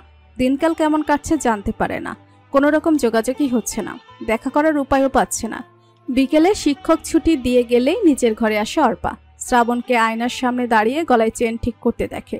সোনার চেনটা গলায় ঘুরিয়ে ফিরিয়ে নিজেকে আয়না দেখছে শ্রাবণ। আকস্মিক নিজের গলায় হাত উঠায় অর্পা। তার গলা খালি, তার চেনটাই তো এমন মোটা ছিল, ভাবির গলায় তো চেন ছিল না, আর তার গলারটাই খুলে গেল কিভাবে? তার তো খেয়ালই ছিল না গলার দিকে। বই টেবিলে ছেড়ে দিয়ে আর একটু এগোয় অর্পা। এ তো তারই চেন। শ্রাবণ তাকে আয়নায় দেখে পেছনে ঘুরেছে ততক্ষণে। পড়া শেষ? হ্যাঁ ভাবি, এইটা আমার চেন না? নিজের গলে চেনে একবার তাকায় শ্রাবণ, পরক্ষণে মিষ্টি হাসির সাথে উত্তর দেয়, হ্যাঁ। তোমার গলায় গেল কি করে? আমি খুলে নিয়ে গিয়েছিলাম রাতে, তাই। খুলে নিয়ে গেছো মানে? সুন্দর লাগছিল তোমার গলায় দেখে, তাই পড়তে ইচ্ছে হলো। অদ্ভুত, তাই বলে তুমি আমার গলা থেকে চেন খুলে নিয়ে যাবে? বারে, তুমি আমার ননদ, নিতেই পারি। না পারো না, আমার চেন দাও। দেওয়ার জন্য তো নেইনি ননদিনী। আম্মু! অর্পা রাগান্বিত হয়ে বেরিয়ে যায় মাকে ডাকতে। এই বুঝি কান্নাই করে দিবে, তার চেন নিয়ে গেছে। পারভিন শুনে অতি আশ্চর্য হয়। চেনটা বোধহয় তার গলায় দেখেছিল একবার, তবে ততটা খেয়াল করে দেখেনি। এ কেমন কথা? আরেকজনের চেন সে কেন খুলে নেবে? থমথমে মুখে অর্পার ঘরে এসে হাজির হয় পারভিন। অর্পার চেন নিছো কে? পড়তে মন চাইলো আম্মা। তাই বলে লুকাইয়া নিয়ে যাইবা? লুকিয়ে রাখলাম কোথায়? আমি তো পড়েই আছি। আপনি বলুন, ভালো লাগছে না নাকি আমার গলায়? ভালা মন্দ বুঝি না, চেইন দাও। দুঃখিত, আমার ইচ্ছায় নিয়েছি। আমার ইচ্ছে হলেই নিব। তোমার ইচ্ছা মানে? আরেকজনের জিনিস, তাই না নিজের ইচ্ছা দেখাইলে চলবো? ঝাঁঝালো গলায় শাসায় পারভিন। শ্রাবণ স্বাভাবিক স্বরেই জবাব দেয়, আপনারও তো এটা বোঝা উচিত যে ঘরে বউ আছে আজ কতদিন, অথচ এক টুকরো গহনা আপনি তার গায়ে জড়াননি। এই যেমন কাল আপনার ভাবি বলেছিল চেয়ারম্যান বাড়ির বউয়ের কান গলা খালি থাকবে কেন। আমিও কথাটা কয়েকবার ভাবলাম, আসলে তিনি ভুল বলেননি। এই দেখুন কি সুন্দর লাগছে এখন, গলাটা ভরা ভরা। আমার মায়ার চেন নিয়া নিজের গলা ভরা দরকার নাই, তারটা তারে ফিরাই দাও। আর কে কোনটার উপযুক্ত, কারে আমি কি দিমু না দিমু, সেইটাও তোমার চেয়ে ভালো আমার মাথায় আছে। কি আছে আম্মা আপনার মাথায়? একজোড়া সিটি গোল্ডের চুড়িতেই আপনার বড় পুত্রবধূর বরণ হয়ে গেল? আগে জানতাম না তো কেমন যে তুমি। ভাবছিলাম অনেক কিছুই, এখন মনে হয় সিটি গোল্ডেরও যোগ্য না। আমিও তাই বলি, সিটি গোল্ডের যোগ্য আমি একদমই না, রিয়েল গোল্ডের যোগ্যই আমি। মুখে মুখে তর্ক কইরো না, চেন দিতে কইছি, চেন দাও। দুঃখিত আম্মা, যতটুকু জেনেছেন খুব অল্পই জেনেছেন হয়তো। আপনার জানার এখনো অনেক বাকি আছে, আরো জানতে থাকুন। আমি এই চেন দিব না। বিছানায় বসে কাঁথা জড়িয়ে নিয়ে শুয়ে পড়ে শ্রাবণ। পারভিন খুবই রাগ হন তার আচরণের উপর। কতটা স্পর্ধা হলে সে তার মেয়ের গলা থেকে চেন খুলে নিয়ে যায়, কতটা স্পর্ধা হলে আবার তার সাথে এভাবে তর্ক করে তাকে এড়িয়ে যায়। কথা শোনাতে না পেরে সুনিশ্চিত করে তার বিহিত আফজাল হোসেনকেই দিয়েই করবেন। গলা থেকে চেন টেনে খুলে আনার মানসিকতা তার নেই। ক্ষিপ্ত পারভিন অর্পার হাত ধরে বেরিয়ে আসেন। তোর আব্বা আসুক, উনি এর ব্যবস্থা করবেন, আয়। ব্যবস্থার কথা কান পর্যন্ত পৌঁছাতে বন্ধ চোখের মেলানো ঠোঁটে হাসি ভাসি শ্রাবণের। অবেলা শুয়ে থাকে চোখের বিশ্রামের জন্য। আফজাল হোসেন আসরের সময় বেরিয়েছিলেন, ফিরেছেন মাগরিবের নামাজ পড়ে। তারপর ইফতেখার আজ বাড়ি নেই, দুপুরের দিকে বেরিয়েছিল কাজে। ঘরের কাজ প্রায় শেষের দিকে। পছন্দের রং ও তার দাম দর নিয়ে কথা বলতে গেছে এক পরিচিত জায়গায়, তাই তার ফেরার অপেক্ষায়ও আছেন পারভিন। কি বেয়াদব বউ যে এনে দিয়েছে ছেলে, তা দেখাবে এবং কৈফত চাইবে। এদিকে আফজাল হোসেন ফিরতেই অর্পা দৌড়ে আসে। বাবার চেহারা দেখতেই যেন তার চোখের ধারা বইতে ব্যস্ত হয়েছে। গলায় সে কি আল্লাহ জড়ানো ব্যথা। দরজার কাছে এসেই ডাক দেয়, আব্বু। আফজাল হোসেন টুপিটা আলনায় রেখেছিলেন। পিছু ফিরে মেয়ের চেহারা দেখেই জানতে চান, কি হয়েছে আম্মা, কান্না কেন করো? অর্পা কান্নার বেগে ঠোঁট ভেঙিয়ে এগিয়ে আসে। ভাবি আমার চেন নিয়ে গেছে, কিছু বলো। কিসের চেন নিছে? আমার গলা চেন নিয়ে গেছে গত রাতে, নিজে পড়ে বসে আছে। চাওয়ার পরও দিচ্ছে না, উল্টো দেবে না বলে জেদ ধরেছে। নিছে কে? আমি কি জানি, ডেকে জিজ্ঞেস করো কেন নেবে সে আমার চেন। ডাকো দেখি। আমি পারবো না, তুমিই ডাকো। কান্নারত অভিমানিনী বিছানায় বসে যায়, ফোফাতে থাকে। আফজাল হোসেন পরীকে ডাকেন। পরী রান্নাঘর থেকে ছুটে আসে। কি কাকা? শ্রাবণ নাকি অর্পার চেন নিয়ে গেছে। আমিও তো জানি না কাকা, মামার বাড়ি গেছিলাম একটু দুপুরে, সন্ধ্যায় ফিরা হুনি এই পালা। আম্মায় বকর বকর করতেছে। ডাক তো দেখি শ্রাবণকে। নামাজ পড়তেছে দেখছিলাম, শেষ হয়েছে কিনা কে জানে। বিড়বিড় করতে করতে বেরিয়ে অর্পার ঘরে আসে পরি। শ্রাবণ মাত্রই নামাজ আদায় করে জায়নামাজ ভাঁজ করে রাখছিল। পরি পেছন থেকে বলে, ভাবি আপনারা কাকাই ডাকছে। কেন? কে আবার? আপার চেন নিয়ে গেছেন যে, তাড়াতাড়ি আসেন। আসছি। আপনার সাহস দেখলে অবাক না হইয়া পারি না। এমন অবাকের কারণ কজন হতে পারে বলো? মুস্কি হেসে সামনে দিয়ে বেরিয়ে আসে শ্রাবণ। বোকার মতো তাকিয়ে থেকে পিছু পিছু হাঁটে পরিও। একদিকে শ্রাবণ হাজির হয়েছে, অন্যদিকে চা নিয়ে হাজির হয়েছে পারভিন। আফজাল হোসেন তার দিকে তাকাতেই শ্রাবণ বলে, আব্বা ডেকেছেন? অর্পার গলার চেইন নাকি খুলে নিছো, কারণ কি? তেমন কিছু না, একটু পরে থাকতে চেয়েছি। আফজাল হোসেন মেয়ের দিকে তাকিয়ে বলে, একটু পড়তেই তো চাইছে আম্মা, এতে কান্নাকাটি করার কি আছে? শুধু পড়তে নেয়নি, চুরি করে নিচ্ছে আমার গলা থেকে, ফেরত চাওয়ার পরও দেবে না বলছে। মা, অর্পা কান্না করতেছে, দিয়া দাও তারটা তারে। দুঃখিত আব্বা, আমার পড়ে থাকার ইচ্ছা না শেষ হওয়া পর্যন্ত আমি এটা ফেরত দিব না। শ্রাবণের এমন অদ্ভুত কথার উপর একটু বিস্মিত হয়ে ওঠেন যেন আফজাল হোসেন। এত সুন্দর করে দিয়ে দিতে বলল, তবুও শুনল না দেখে পারভিনও এবার নালিশ করতে প্রস্তুত। এ স্পর্ধাটা দেখছেন? খালি দেখছেন অবস্থা, মুখের উপর কেমনে না কইরা দিল যে। বিকেলে আমি চাইতে গেছি, পরে আমার সঙ্গে বেয়াদবি করছে। আরেকজনের জিনিস সে নিবই কে? এগুলো কোন ধরনের কীর্তি? শ্রাবণ পারভিনের প্রত্যুত্তর করে উপস্থিত সকলের মুখোমুখি থেকে।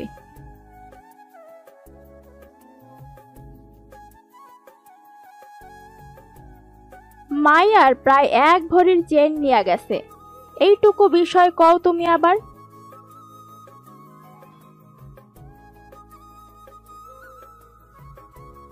আমাদের মতো মানে? কার কি সিনাই নিছি আমরা? আরো খেপেছেন পারভিন। মুখে তাচ্ছিল্যর হাসি স্পষ্ট করে শ্রাবণ বলেন, বললেই চিনবেন নাকি? পারভিনের রাগ হয় তার তাচ্ছিল্যকর অভিব্যক্তির উপর। আরো ধমকে উঠে তাকে সাবধান করে, কথাবার্তা সাবধানে কইও। কার সাথে কোন ধাঁচের কথা কইতে হয় সেই কায়দা শেখা হয় নাই পরিবার থেকে। পরিবার থেকে সব রকম কায়দাই শেখা হয়েছে আম্মা, আর খুব ভালোভাবেই শেখা হয়েছে।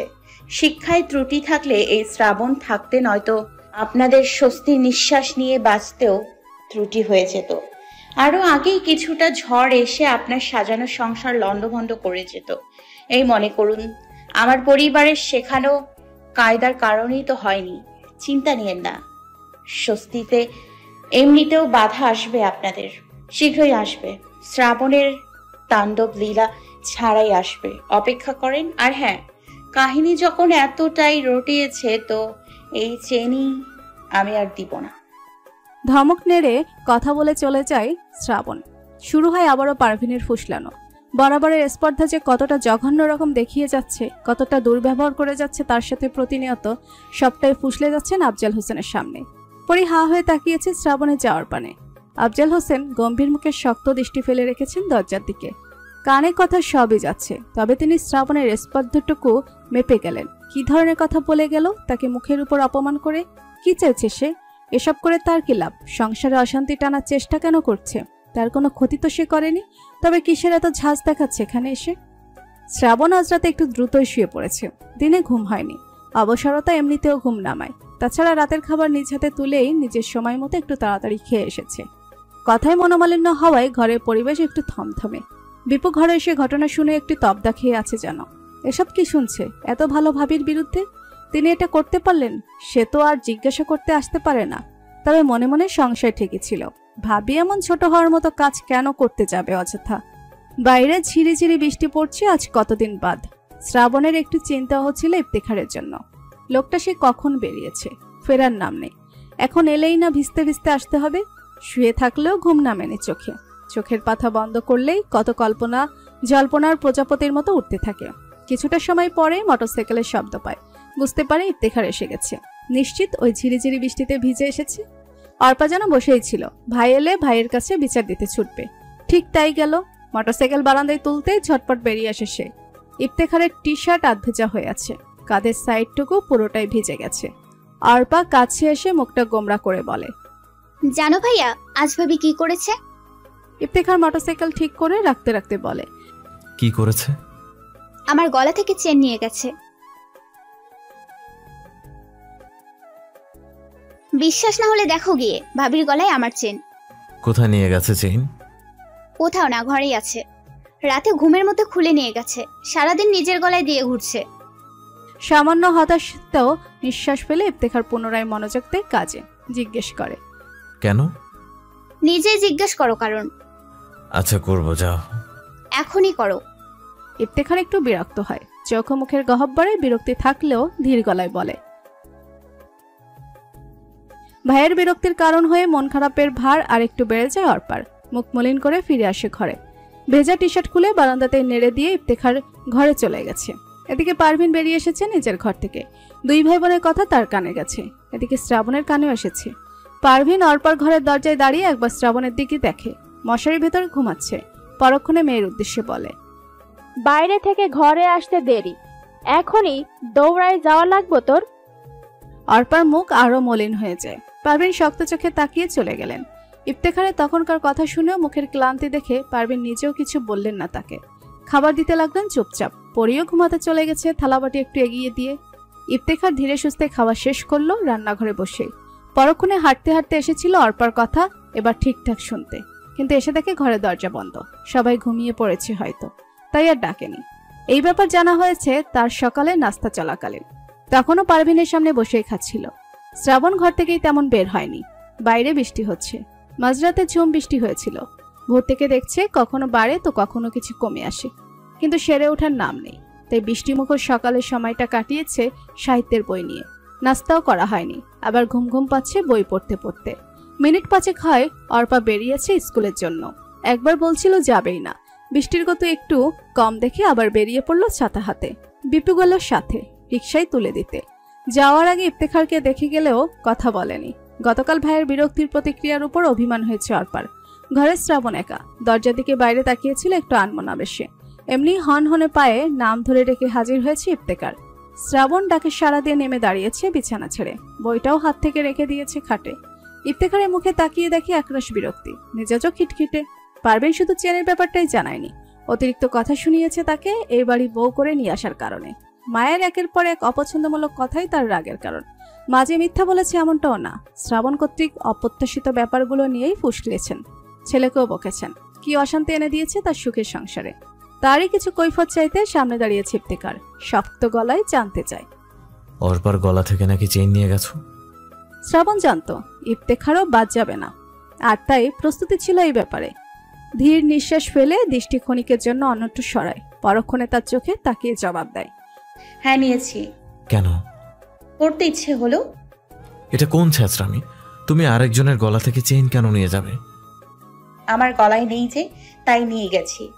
ইফতেখারের আরো রাগ হয়, কণ্ঠ হয়ে উঠে আগের তুলনায় ক্রুব্ধ। তাই বলে তুমি তার চেইন নিয়ে যাবে? তো কারটা নিব? পরীর গলায় তো নেই যে, পরীরটা নিয়ে যাব। আমারটাও তো নিতে পারি না নিজে খুলে।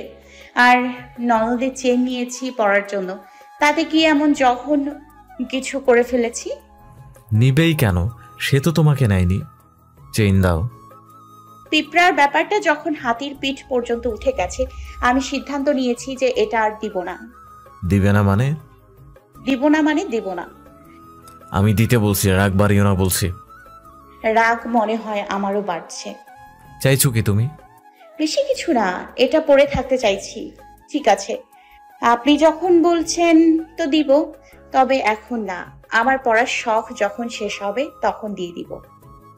থমথমে গলায় প্রত্যুত্তর করে শ্রাবণ তার সামনে দিয়ে বাইরে বেরিয়ে যেতে চায়, কিন্তু ইফতেখার তা হতে দেয় না। মেজাজ তার চরম বিগড়ে যাচ্ছে, তবুও সে যেটুকু পর্যন্ত আছে ভেতরে ভেতরে শান্ত থাকার চেষ্টাতেই আছে। শ্রাবণ ব্যতীত পরিবারের অন্য কোনো সদস্য হলে হয়তো আরো চেঁচিয়ে উঠত। শ্রাবণ যেতে লাগলে শক্ত হাতে বাহু টেনে ধরে ফেলেছে ইফতেখার, যেন গলা থেকে ছিনিয়ে নিবে চেন। তবুও সে গলায় হাত দেয় না। ভদ্রভাবে চেয়ে নেওয়ার আরো একটা সুযোগ নেই। কড়া দৃষ্টিতে তাকিয়ে কড়া গলায় বলে, এখন দিবে? গলা উঁচু নয়, কিন্তু দৃষ্টিও কণ্ঠের এমন কঠিনতর হয়ে ওঠা শ্রাবণের ক্রোধান্বিত চোখে পানি এনে দেয়। ক্রোধ যেমনও শিখতে এই চোখে সে ইফতেখারের হাতে তাকায়, যেই হাত তার বাহু ধরে রেখেছে শক্ত চাপে। পরক্ষণে ইফতেখারের চোখে তাকাতেই হাতের চাপ হালকা করে নিয়েছে সে সাথে সাথে। শ্রাবণ গলায় হাত দিয়ে ঝটপট চেন খুলে নেয় চাপা ক্রোধের সাথে, যেন ইফতেখারের এমন আচরণটুকু সে প্রত্যাশা করেনি। চেনটা খুলে ইফতেখারের হাতের মুঠোয় দিয়ে দেয় থিতলে। সেই সাথে নীরব এক কঠিন অভিমানের দৃষ্টিও নিক্ষেপ হয়। কম্পিত নিঃশ্বাসের সাথে সেই দৃষ্টি সে সরিয়ে নিয়েছে। তর্জনী পিঠে চোখের কোণে সিক্ততাকে রক্ষতায় পরিণত করতে করতে ঘর থেকে বেরিয়ে যায় শ্রাবণ। ইফতেখার দাঁত কিরমিরিয়ে হজম করতে চায় এক ফালি রাগ ও ব্যথা। মায়ের বকাঝকা, স্ত্রীর অপ্রত্যাশিত কর্মকাণ্ডই তার এই কঠিন অবস্থার মূল কারণ। মুঠোয় চেন নিয়ে সেও বেরিয়ে আসে কয়েক সেকেন্ড পর। হনহনিয়ে যায় মায়ের কাছে। এই নাও তোমার চেইন। হাতের চাপে চেন দিয়ে পুনরায় হনহনিয়ে বেরিয়ে এসে নিজের ঘরে চলে যায়। পরি পাশেই ছিল, ভ্যাবলার মতো তাকিয়ে রইল ইফতেখারের যাওয়ার পানে। পারভিন চেন পাওয়ার পরও বিড়বিড়িয়ে যাচ্ছিলেন। তাতেই পরি বলল, হইছে আম্মা, চেন পাইছেন, এবার চুপ থাকেন। এমনিই দিছেন রাগাইয়া ভাইজান রে। তুই চুপ থাক। উত্তর ধমক খেয়ে নিজেই চুপ হয়ে যায় পরি। ইফতেখার ঘরে এসে বসে বসে রাগ হজম করে নিতে চায়। বাইরে বৃষ্টি না হলে হয়তো বাড়ির সীমানা ছেড়ে গিয়েই ভুলতে চেষ্টা করতে এক একটা ব্যাপার। প্রকৃতির বাধায় বাধ্য হয়ে ঘরে বসে থাকতে হয়। রাগও হচ্ছে, কষ্ট হচ্ছে। একটা চেনের জন্য শ্রাবণ এমন করতে পারে? মাও কতটা বলতে পারে। বউ আনলো এত পছন্দ করে, অথচ মায়ের সাথেই তার ভাব মিলল না। এ কেমন হলো? মিনিট দুয়েক এসব ভেবেই কাটে তার। আবারও ভেসে ওঠে শ্রাবণের মুখটা। চেনটা দেওয়ার সময় কি কঠিন অভিমান সমৃদ্ধ এক দৃষ্টি স্থির করেছিল তার ওপর। হঠাৎই ভাবনায় বাধা বসে তার। শ্রাবণ তো তখন ঘর থেকে বেরিয়ে গিয়েছিল, কোথায় গেল?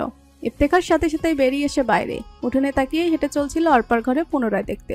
তাকে আর ঘর পর্যন্ত যেতে হয়নি। বারান্দায় হাঁটতে গিয়েই নজর পড়েছে পুকুরের কাছে। বৃষ্টির মধ্যে দাঁড়িয়েছে শ্রাবণ। জোর গলায় ডাকতে গিয়েও ডাকে না সে। ঘরে এসে ছাতা নিয়ে বের হয়।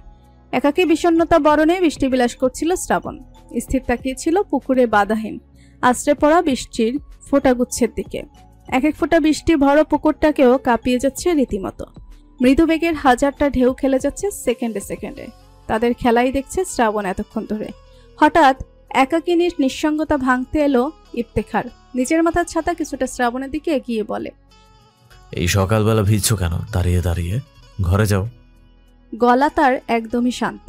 শ্রাবণ নিশ্চুপ ছাতার আশ্রয় থেকে সরে দুকদম এগিয়ে যায় সামনের দিকে। ইফতেখার একই স্থানে দাঁড়িয়ে থেকে বলে, তোমার কাছে আমি এমন কিছুই আশা করিনি শ্রাবণ। দিনে দিনে তুমি আমাকে শুধুই হতাশ করছো। আপনার প্রত্যাশা মোতাবেক যদি আমাকে চলতে হয় তো আমার নিজস্বতা কোথায় রইল? সাথে সাথেই শ্রাবণ পিছু ফিরে শক্ত গলায় জবাব দেয়। ইফতেখার প্রত্যুত্তর করা থেকে বিরত থাকে তার গলা অতিরিক্ত না বাড়ানোর জন্য। এই সকালবেলা ভিজছে, আবার না অসুস্থতা ডেকে নেয়। তাই ঘরে ফেরানোর চেষ্টায় আবারও বলে, ঘরে চলো। তাকে উপেক্ষা করে যেদি মুখ ফিরিয়ে নেয় শ্রাবণ। সে ভিজবে এখানে দাঁড়িয়ে দাঁড়িয়ে। ইফতেখার কিঞ্চিত হতাশার নিঃশ্বাস ফেলে এগিয়ে যায়। এবার আবার ছাতা মাথায় ধরে, হাতটা ধরে টানতে চায় সাথে নিয়ে যেতে।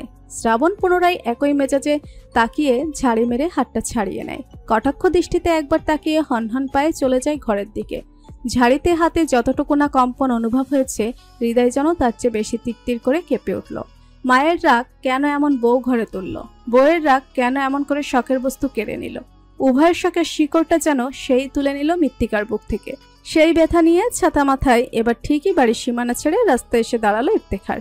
সকাল দুপুর কেটে গেছে, কিছুই মুখে দেয়নি শ্রাবণ। মন খারাপ ছিল, তাই পরিও আসেনি কাছে। আর তো কেউ দেখার মতো নেই। ইফতেখার দুপুরে বাড়ি ফিরে ঘুমিয়ে পড়েছিল। তার দিনটাও সারাদিনই মলিন কাটলো। উঠেছে বিকেলে, বেরিয়ে গিয়েছিল আবার সাথে সাথে। খাওয়ার জন্য পিছু ডেকেছিল পারভিন। এখন খেতে ইচ্ছে করছে না, তাই ডাকে সাড়া দেয়নি। সন্ধ্যার পর যখন ফিরল, পরীকে ডেকে খাবার চাইল। পরি এসে জিজ্ঞেস করে, ভাইজান ভাত খাইবেন না রুটি খাইবেন? ভাতই দে। ভাত খাইলে বাসি খাইতে হইব। আপনি খান নাই, ভাবি খায় নাই।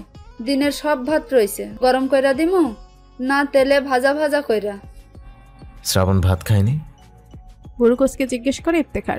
পরিজন ইচ্ছাকৃতই শ্রাবণের কথা তুললে ইফতেখারের কান পর্যন্ত খবরটা পৌঁছানোর জন্য। ঘরে কেউ তো সারতে গেল না, নিজেও যেতে পারেনি সংশয়। কিন্তু সুন্দর মানুষটা তো না খেয়ে আছে, তাই মায়া হচ্ছিল তার। ইফতেখারের জবাব দিতে সে বলে, সারাদিনে পানিও মনে হয় তুলে নাই মুখে। ইফতেখারের বিরক্তি বাড়ে। কেন শুধু শুধু এমন করে যাচ্ছে সে? কিছু জিজ্ঞেস করলে উত্তরটা পর্যন্ত সঠিক দেয় না। সাথে সাথে ঘরে থেকে বেরিয়ে আসে অর্পার ঘরে। অর্পা পড়তে বসেছে। শ্রাবণকে কাঁথামড়ি দিয়ে শুয়ে থাকতে দেখে। ঘুমাচ্ছে নাকি? এগিয়ে এসে সন্দেহাতুর চোখে হাতটা বাড়িয়ে কপাল স্পর্শ করে। হ্যাঁ, মনের সন্দেহ শতভাগ ঠিক। এই তো জ্বর বাঁধিয়ে নিয়েছে আবার। দেহের তাপমাত্রা কিছুটা অস্বাভাবিক। কপাল স্পর্শ পেতে আচমকা চোখ তুলে তাকায় শ্রাবণ। ইফতেখারকে দেখে আবার মুখটা ফিরিয়ে চোখ বন্ধ করে নেয়। জ্বর আসছে দেখি। ভাত নাকি খাওনি সারাদিন? জবাব দেয় না শ্রাবণ। ইফতেখার হাত টানে। ওঠো, খাবার দিয়ে যাও। আমি পারবো না, পরীকে বলুন দিতে। তোমাকে আসতে হবে, ওঠো। আমার যখন ইচ্ছে করবে খেয়ে নিব, ডেকে ডেকে বিরক্ত করবেন না। আমার খাবার দিয়ে যাও। পারবো না বললাম না। শ্রাবণ, সবকিছু নিয়ে জেদ করলে চলে না, চলো। শ্রাবণ শক্ত চোখে তাকিয়ে বলে, বললাম না না ডাকতে। বিরক্ত করলে আমি এখন বাড়ি থেকেই বেরিয়ে যাব। হাত ছেড়ে দেয় ইফতেখার। রাগ হয় তার জেদের উপর, রাগটা চাপা রেখে সেই বেরিয়ে আসে। এত ঠেকা তারও পড়েনি বিনা অপরাধের মাসুল এভাবে দিয়ে যেতে। সাদরের ডাকে যদি সাড়া না পাওয়া যায় তবে ডাকবেই কেন আর? পরি তার খাবার এনে দিয়েছে, চুপচাপ সে খেয়ে নিয়েছে। শ্রাবণ খেয়েছে পরদিন সকালে, স্বেচ্ছাতে এসে দুটো রুটি নিয়ে গেল চুপচাপ। একা একা খেয়ে গেল জানালার পাশে আনমনে বসে। কিছুক্ষণ কথা বলেছে ফোন কলে। ওদিকে ইফতেখার দুপুরে এসে দাঁড়িয়েছে বাবার সামনে। আব্বা ব্যস্ত আছেন? না, আয়, কি দরকার? আমাকে কিছু টাকা দিতে হবে। কত? 50,000। আফজাল হোসেন ভেবেছিল হাত খরচের জন্য 1000 চাইবে। টাকার পরিমাণ জেনে কিঞ্চিত বিস্ময়ে বেগের ধাক্কা যেন খান। কেননা বড় অঙ্কের টাকা নিতে হলে সবসময় আগে কারণ বলে তারপর টাকার হিসেব পেশ করে, আর আজ বিনা কারণে সে বড় অঙ্কের টাকা চেয়ে বসেছে। তাই জিজ্ঞেস করেন, 50,000? এত টাকা দিয়ে কি করবি? এমনিতেই দুদিন যাবৎ মন মলিন, তার উপর বাবার জিজ্ঞাসাটুকু যেন আরো ভারী হয়ে গেল বহন করা। একটু তাকিয়ে থাকে সে বাবার দিকে, সাথে সাথেই উত্তর করে না কারণ জিজ্ঞাসার জন্য। শ্রাবণ একটা কথা তার বেশ মনে পড়ে গেল। ওই যে বলেছিল বইয়ের জন্য কিছু কিনতে গেলেও বাবার কাছে কৈফিয়ত দিয়ে নিতে হবে। তাই যেন ঘটলো এবং মনে লাগলো। বাবা জিজ্ঞাসা না করলেই বোধহয় তার কাছে ভালো লাগতো এই ব্যাপারটায়, কেননা টাকাটা ঠিক বইয়ের জন্যই চাইতে এসেছিল। কৈফিয়ত দিতে এখন খানিক দ্বিধাগ্রস্ত সে। কিঞ্চিত তাকিয়ে থেকে চোখ নামিয়ে নেয়, আবার না চাইতেও উত্তর দেয়, শ্রাবণের জন্য একটা চেইন কিনবো। আফজাল হোসেন যেন অসন্তুষ্ট হলেন, কিছু একটা আন্দাজ করতে পারলেন। ছেলের মুখটা এমন দেখাচ্ছে হয়তো গত কয়েক চেন নিয়ে ঘটনাটার জন্যই মনোমালিন্য তো হয়েছে, কিন্তু টাকা তো এমনি এমনি দিয়ে দিতে পারেন না খরচে। ঘরের একটা কাজ ধরেছে, সেখানেই টাকার উপর টাকা যাচ্ছে। অতিরিক্ত খরচাটা তিনি চাপিয়ে নিতে চান। সিলেশা পরিষ্কারে গলা খাকারি দিয়ে ছেলেকে বলেন, এখনই চেইন কিনে দেয়া লাগবে। কত দিকে কত খরচ যাইতেছে হিসাবের কিনারা পাই না খুঁজে, খরচ একটু চাপাইতে হইব। কিছু কিছু খরচ অপরিহার্যই হয়, আমার এখনই লাগবে। পরে কাজটা শেষ হোক, পরে নিস। আর চেইন কেনার দরকার নাই। পারবিন রে এক বলমুনে, তারটাই দিবনে শ্রাবণ যখন চাইছে। শ্রাবণ চায় নাই, আর মায়ের চেইনও দরকার নাই। এই শোন, হনহনিয়ে বলে যায় ইফতেখার। বাবার আপত্তি মোটেও পছন্দ হয়নি, রাগ বেড়েছে নিজের উপর। এই তো নিজে একটা চেয়ানি দিতে পারলো না স্ত্রীকে, তার আয় ঠিক কোথায়? তবে সত্যি কি কোনো সক্রিয়তা নেই? নেই তো, কৈফিয়ত দেওয়ার পরও নেই। প্রয়োজন না পাওয়াই আজ গায়ে লাগলো কথা। হনহনিয়ে হেঁটে যাচ্ছিল বাজারের দিকে, পথে বিপুকে দেখলো। মধ্য দুপুরের বিরতিতে স্কুল থেকে বাড়ি আসছে সে। ইফতেখারের মন বলে বিপু বড্ড ভালো কাজ করেছে, কোনো একটা কাজে লেগে নিজের একটা আলাদা খুঁটি সে পোক্ত করে নেওয়ার চেষ্টা করছে জীবনযাপনের প্রয়োজনে। ছোট ভাইয়ের সামনে যেন আজ নিজেকেই বড় বেকুব লাগছে ইফতেখারের। ক্লাবে সে একা বসে থাকে কিছুক্ষণ, ভাবে বর্তমান পরিস্থিতি নিয়ে। সন্ধ্যায় বাড়ি এলে নিজের ঘর থেকে পারভিন তাকে ডাকে। ইফতেখার শুনতে এগিয়ে এলেই বলেন, দাঁড়া। আলমারি খুলে নিজের গহনাগাটি নেয় পারভিন। ছেলেদের বিয়ে করানোর আগে পুত্রবধূ বরণ নিয়ে একটা প্রত্যাশা বুনে রেখেছিল মনে, এর মধ্যে একজন নিয়ে চলে এলো আয়োজনের প্রত্যাশায় ধুলো উড়িয়ে। এরপর তার জন্য ভাবনাটা ভেবেছিল অন্যভাবে।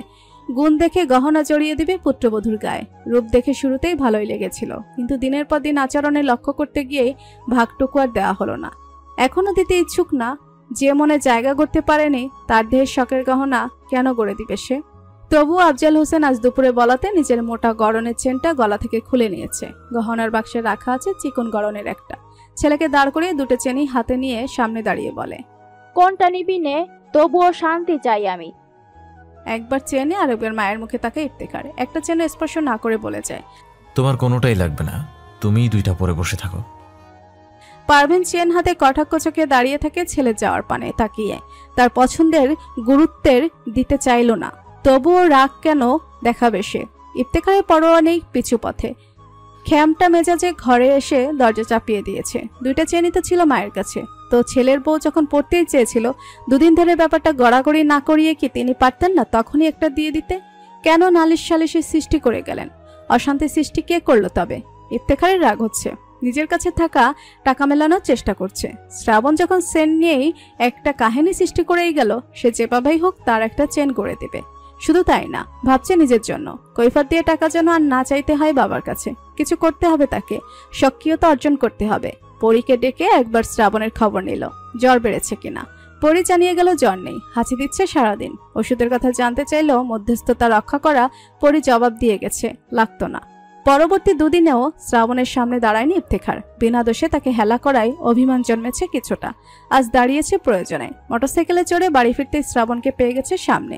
সে প্রবেশ করতে গেলেই বারান্দা ছেড়ে বের হতে যাচ্ছিল শ্রাবণ পরির সাথে। 50,000-এর মধ্যে মধ্যম গড়নের চেন হাতে নিয়ে সামনে দাঁড়িয়েছে ইফতেখার। বাক্সটা এগিয়ে দিয়ে বলে, নাও, এটা তোমার জন্য কিনা। শ্রাবণ বুড়ো মাছের সূক্ষ্ম বাজ ফেলে বাক্সে তাকায়। পরক্ষণে ইফতেখারের চোখে তাকিয়ে বলে, আমার প্রয়োজন নেই এসবের। তুমি যখন চাইবে তার সাথে সাথে হাজির করার সামর্থ্যটাও আমার নেই। থাকলে তখনই দৌড়ে আনতাম। প্রত্যাশা পূরণে একটু তো দেরি হতেই পারে, রাখো। কিসের প্রত্যাশা? আমি তো চাইনি আপনার কাছে।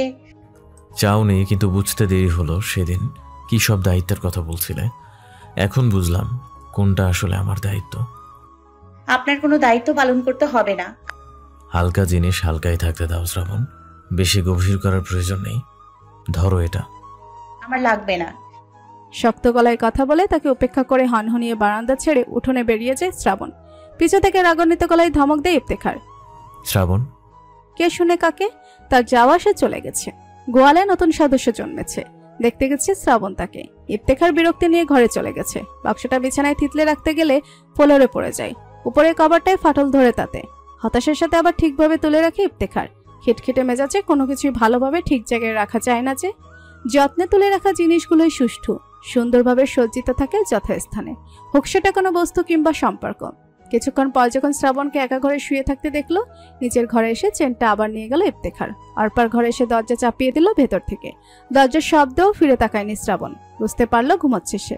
শব্দহীন পায়ে এগিয়ে এসে ইফতেখার পাশে বসে নিশ্চুপ তাকিয়ে থাকে ঘুমান্ত শ্রাবণের পানে। গর্জন থাকবে বৈশাখী ঝড়ের, গর্জন থাকবে আষাঢ়ের কালো আকাশে। গর্জন কেন তার শ্রাবণ মায়ার মুখ গহব্বরে বাসা বাঁধে। শ্রাবণের ধারা তো ঝুমঝুমির টানে ভাসবে দুয়ারে দুয়ারে। এই শ্রাবণ কেন তবে জেদের বসে মুখ কালো করে রাখবে? ইফতেখার চেনটা নিয়ে তার গলায় পরিয়ে দিতে যায়। খুব বেশি সময় হয়নি গোয়ালের কাছ থেকে ফিরে শ্রাবণ ঘুমিয়েছে। কাঁচা ঘুমটা তার ভেঙে গেছে গলায় স্পর্শ পেয়ে। চোখ খুলে তাকিয়ে দেখে ইফতেখার সামনে বসা। তাকে চোখ খুলে তাকাতে দেখে ঠোঁটের কোণে সামান্য হাসি স্পষ্ট করার চেষ্টা করে নিজের কাজ চালিয়ে যায় সে। ভালোই লাগছে তার শ্রাবণ গলায় শোনাচ্ছেন। পরানো হতেই বলল, ঘুমে ডিস্টার্ব করলাম, সরি। শ্রাবণ নিজের গলায় তাকিয়ে আবার তার মুখে তাকায়, কপালে সূক্ষ্মভাব ধরে রেখে। এটা তোমার জন্যই কেনা, কারোটা না। আমি দিলাম কিনে, খুলবে না বলছি, ঘুমাও। ইফতেখার উঠে যায় কথার পরপরই। বেরিয়ে যেতে পা বাড়িয়েছে কয়েক কদম। ততক্ষণে শ্রাবণ উঠে বসেছে ঝটপট। পিছু বলে ওঠে, চেন লাগবে না আমার, কিছু টাকার দরকার, টাকা দিন আমাকে। বুড়ো কোচকে পিছু ফিরে তাকায় ইফতেখার। মাথায় ধরা দেয় অন্যরকম চিন্তা। তার সাথে কি শ্রাবণের শুধুই টাকার সম্পর্ক? চাইতে হলে টাকাই কেন চাইতে হবে বারবার? 2-3 দিন যাবৎ চেন নিয়ে যে ঘটনা ঘটে গেল, অর্পার গলা থেকে না নিয়ে তার কাছেও তো চাইতে পারতো। তাও তো চাইল না। যাওয়ার মধ্যে টাকা ছাড়া এ পর্যন্ত কিছুই চায়নি বোধহয়। কিন্তু কেন? যতটুকু এগিয়েছিল চিন্তিত বেশে তার অর্ধেকটা পিছিয়ে এসেছে ইফতেখার। জানতে চায়, টাকা? টাকা কেন?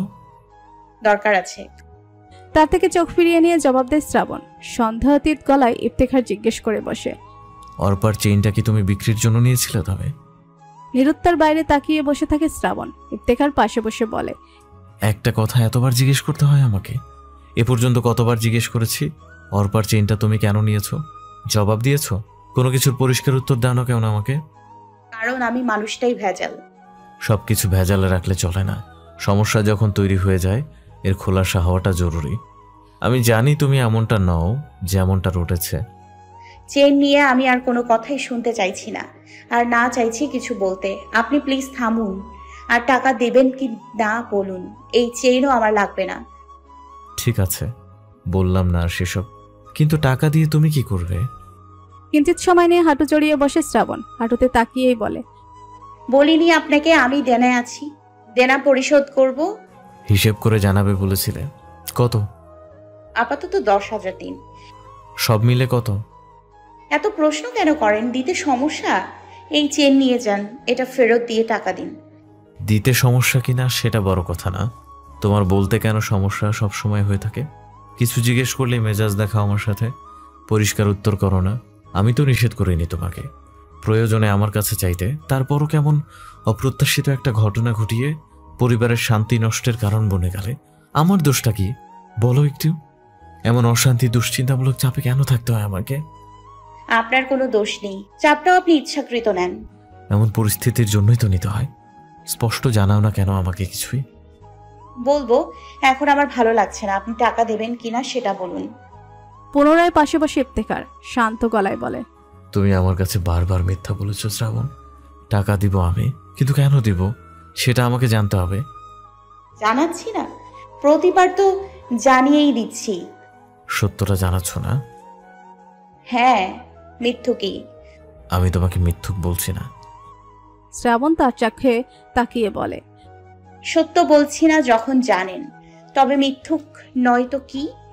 কিছু লুকাচ্ছ, আর লুকানোর জন্যই মিথ্যের আশ্রয় নিচ্ছ। আগের বার টাকাটা তুমি প্রকৃত কারণ লুকিয়ে নিয়েছ। কি করেছো? কেন এত প্রয়োজন টাকার? আমি লোভী, টাকার প্রতি লোভ আমার, তাই আপনাকে মিথ্যে বলে টাকা নিয়ে যাচ্ছি। দেখলেন না আপনার বোনের চেনটাও কিভাবে নিয়ে গেলাম? গলাধা দিয়ে আসতে চায়, তবুও শক্ত থাকার আপ্রাণ চেষ্টা করে। ইফতেখার প্রত্যাশার জবাব না পেয়ে হতাশার সাথে চোখ বুজে নেয় একটা মুহূর্তের জন্য। পরক্ষণে আরেকটু চেপে বসে, দুহাতে শ্রাবণের মুখটা ধরে বলে, তুমি এমন নাও, প্লিজ সত্যিটা বলো আমাকে। আমি এমনই না। এত বিশ্বাস কেন আমার ওপর? চোখে চোখে রেখে শক্ত গলায় প্রশ্ন ছুড়ে দেয় শ্রাবণ। ইফতেখার তাৎক্ষণিক জবাব দেয় না, তাকিয়ে থাকে ওই চোখে। সিক্ত হয়ে আসছে যেন মায়া চোখের রাশি। হাতটাও ধীরে ধীরে মুখ ছেড়ে দেয়। এক কথায় এই প্রশ্নের উত্তর দেওয়ার মতো শব্দ যেন ইফতেখারের কাছেও নেই। কিন্তু অসৎ উদ্দেশ্য নিয়ে এসব করছে শ্রাবণ মানতে নারাজ সে। নিজের চোখের ভেজা ভাব উপলব্ধি করতেই চোখ নামিয়ে নিয়েছে শ্রাবণ। ইফতেখার এতক্ষণে উত্তর দেয়, জানি না। শ্রাবণও গলা নরম রেখে জিজ্ঞেস করে, আমি আপনাকে ঠকিয়ে গেলে আপনার কষ্ট হবে না? যে আমার কষ্ট নিয়ে ভাবতে পারে সে কখনোই ঠকাবে না। চোখ টলমল হয়ে আসে শ্রাবণের। নত চোখের দুফোঁটা বৃষ্টি পড়ে যায় কোলে। ইফতেখার চোখ সরায় না তার দিক থেকে। হতাশিত গলায় জানতে চায়,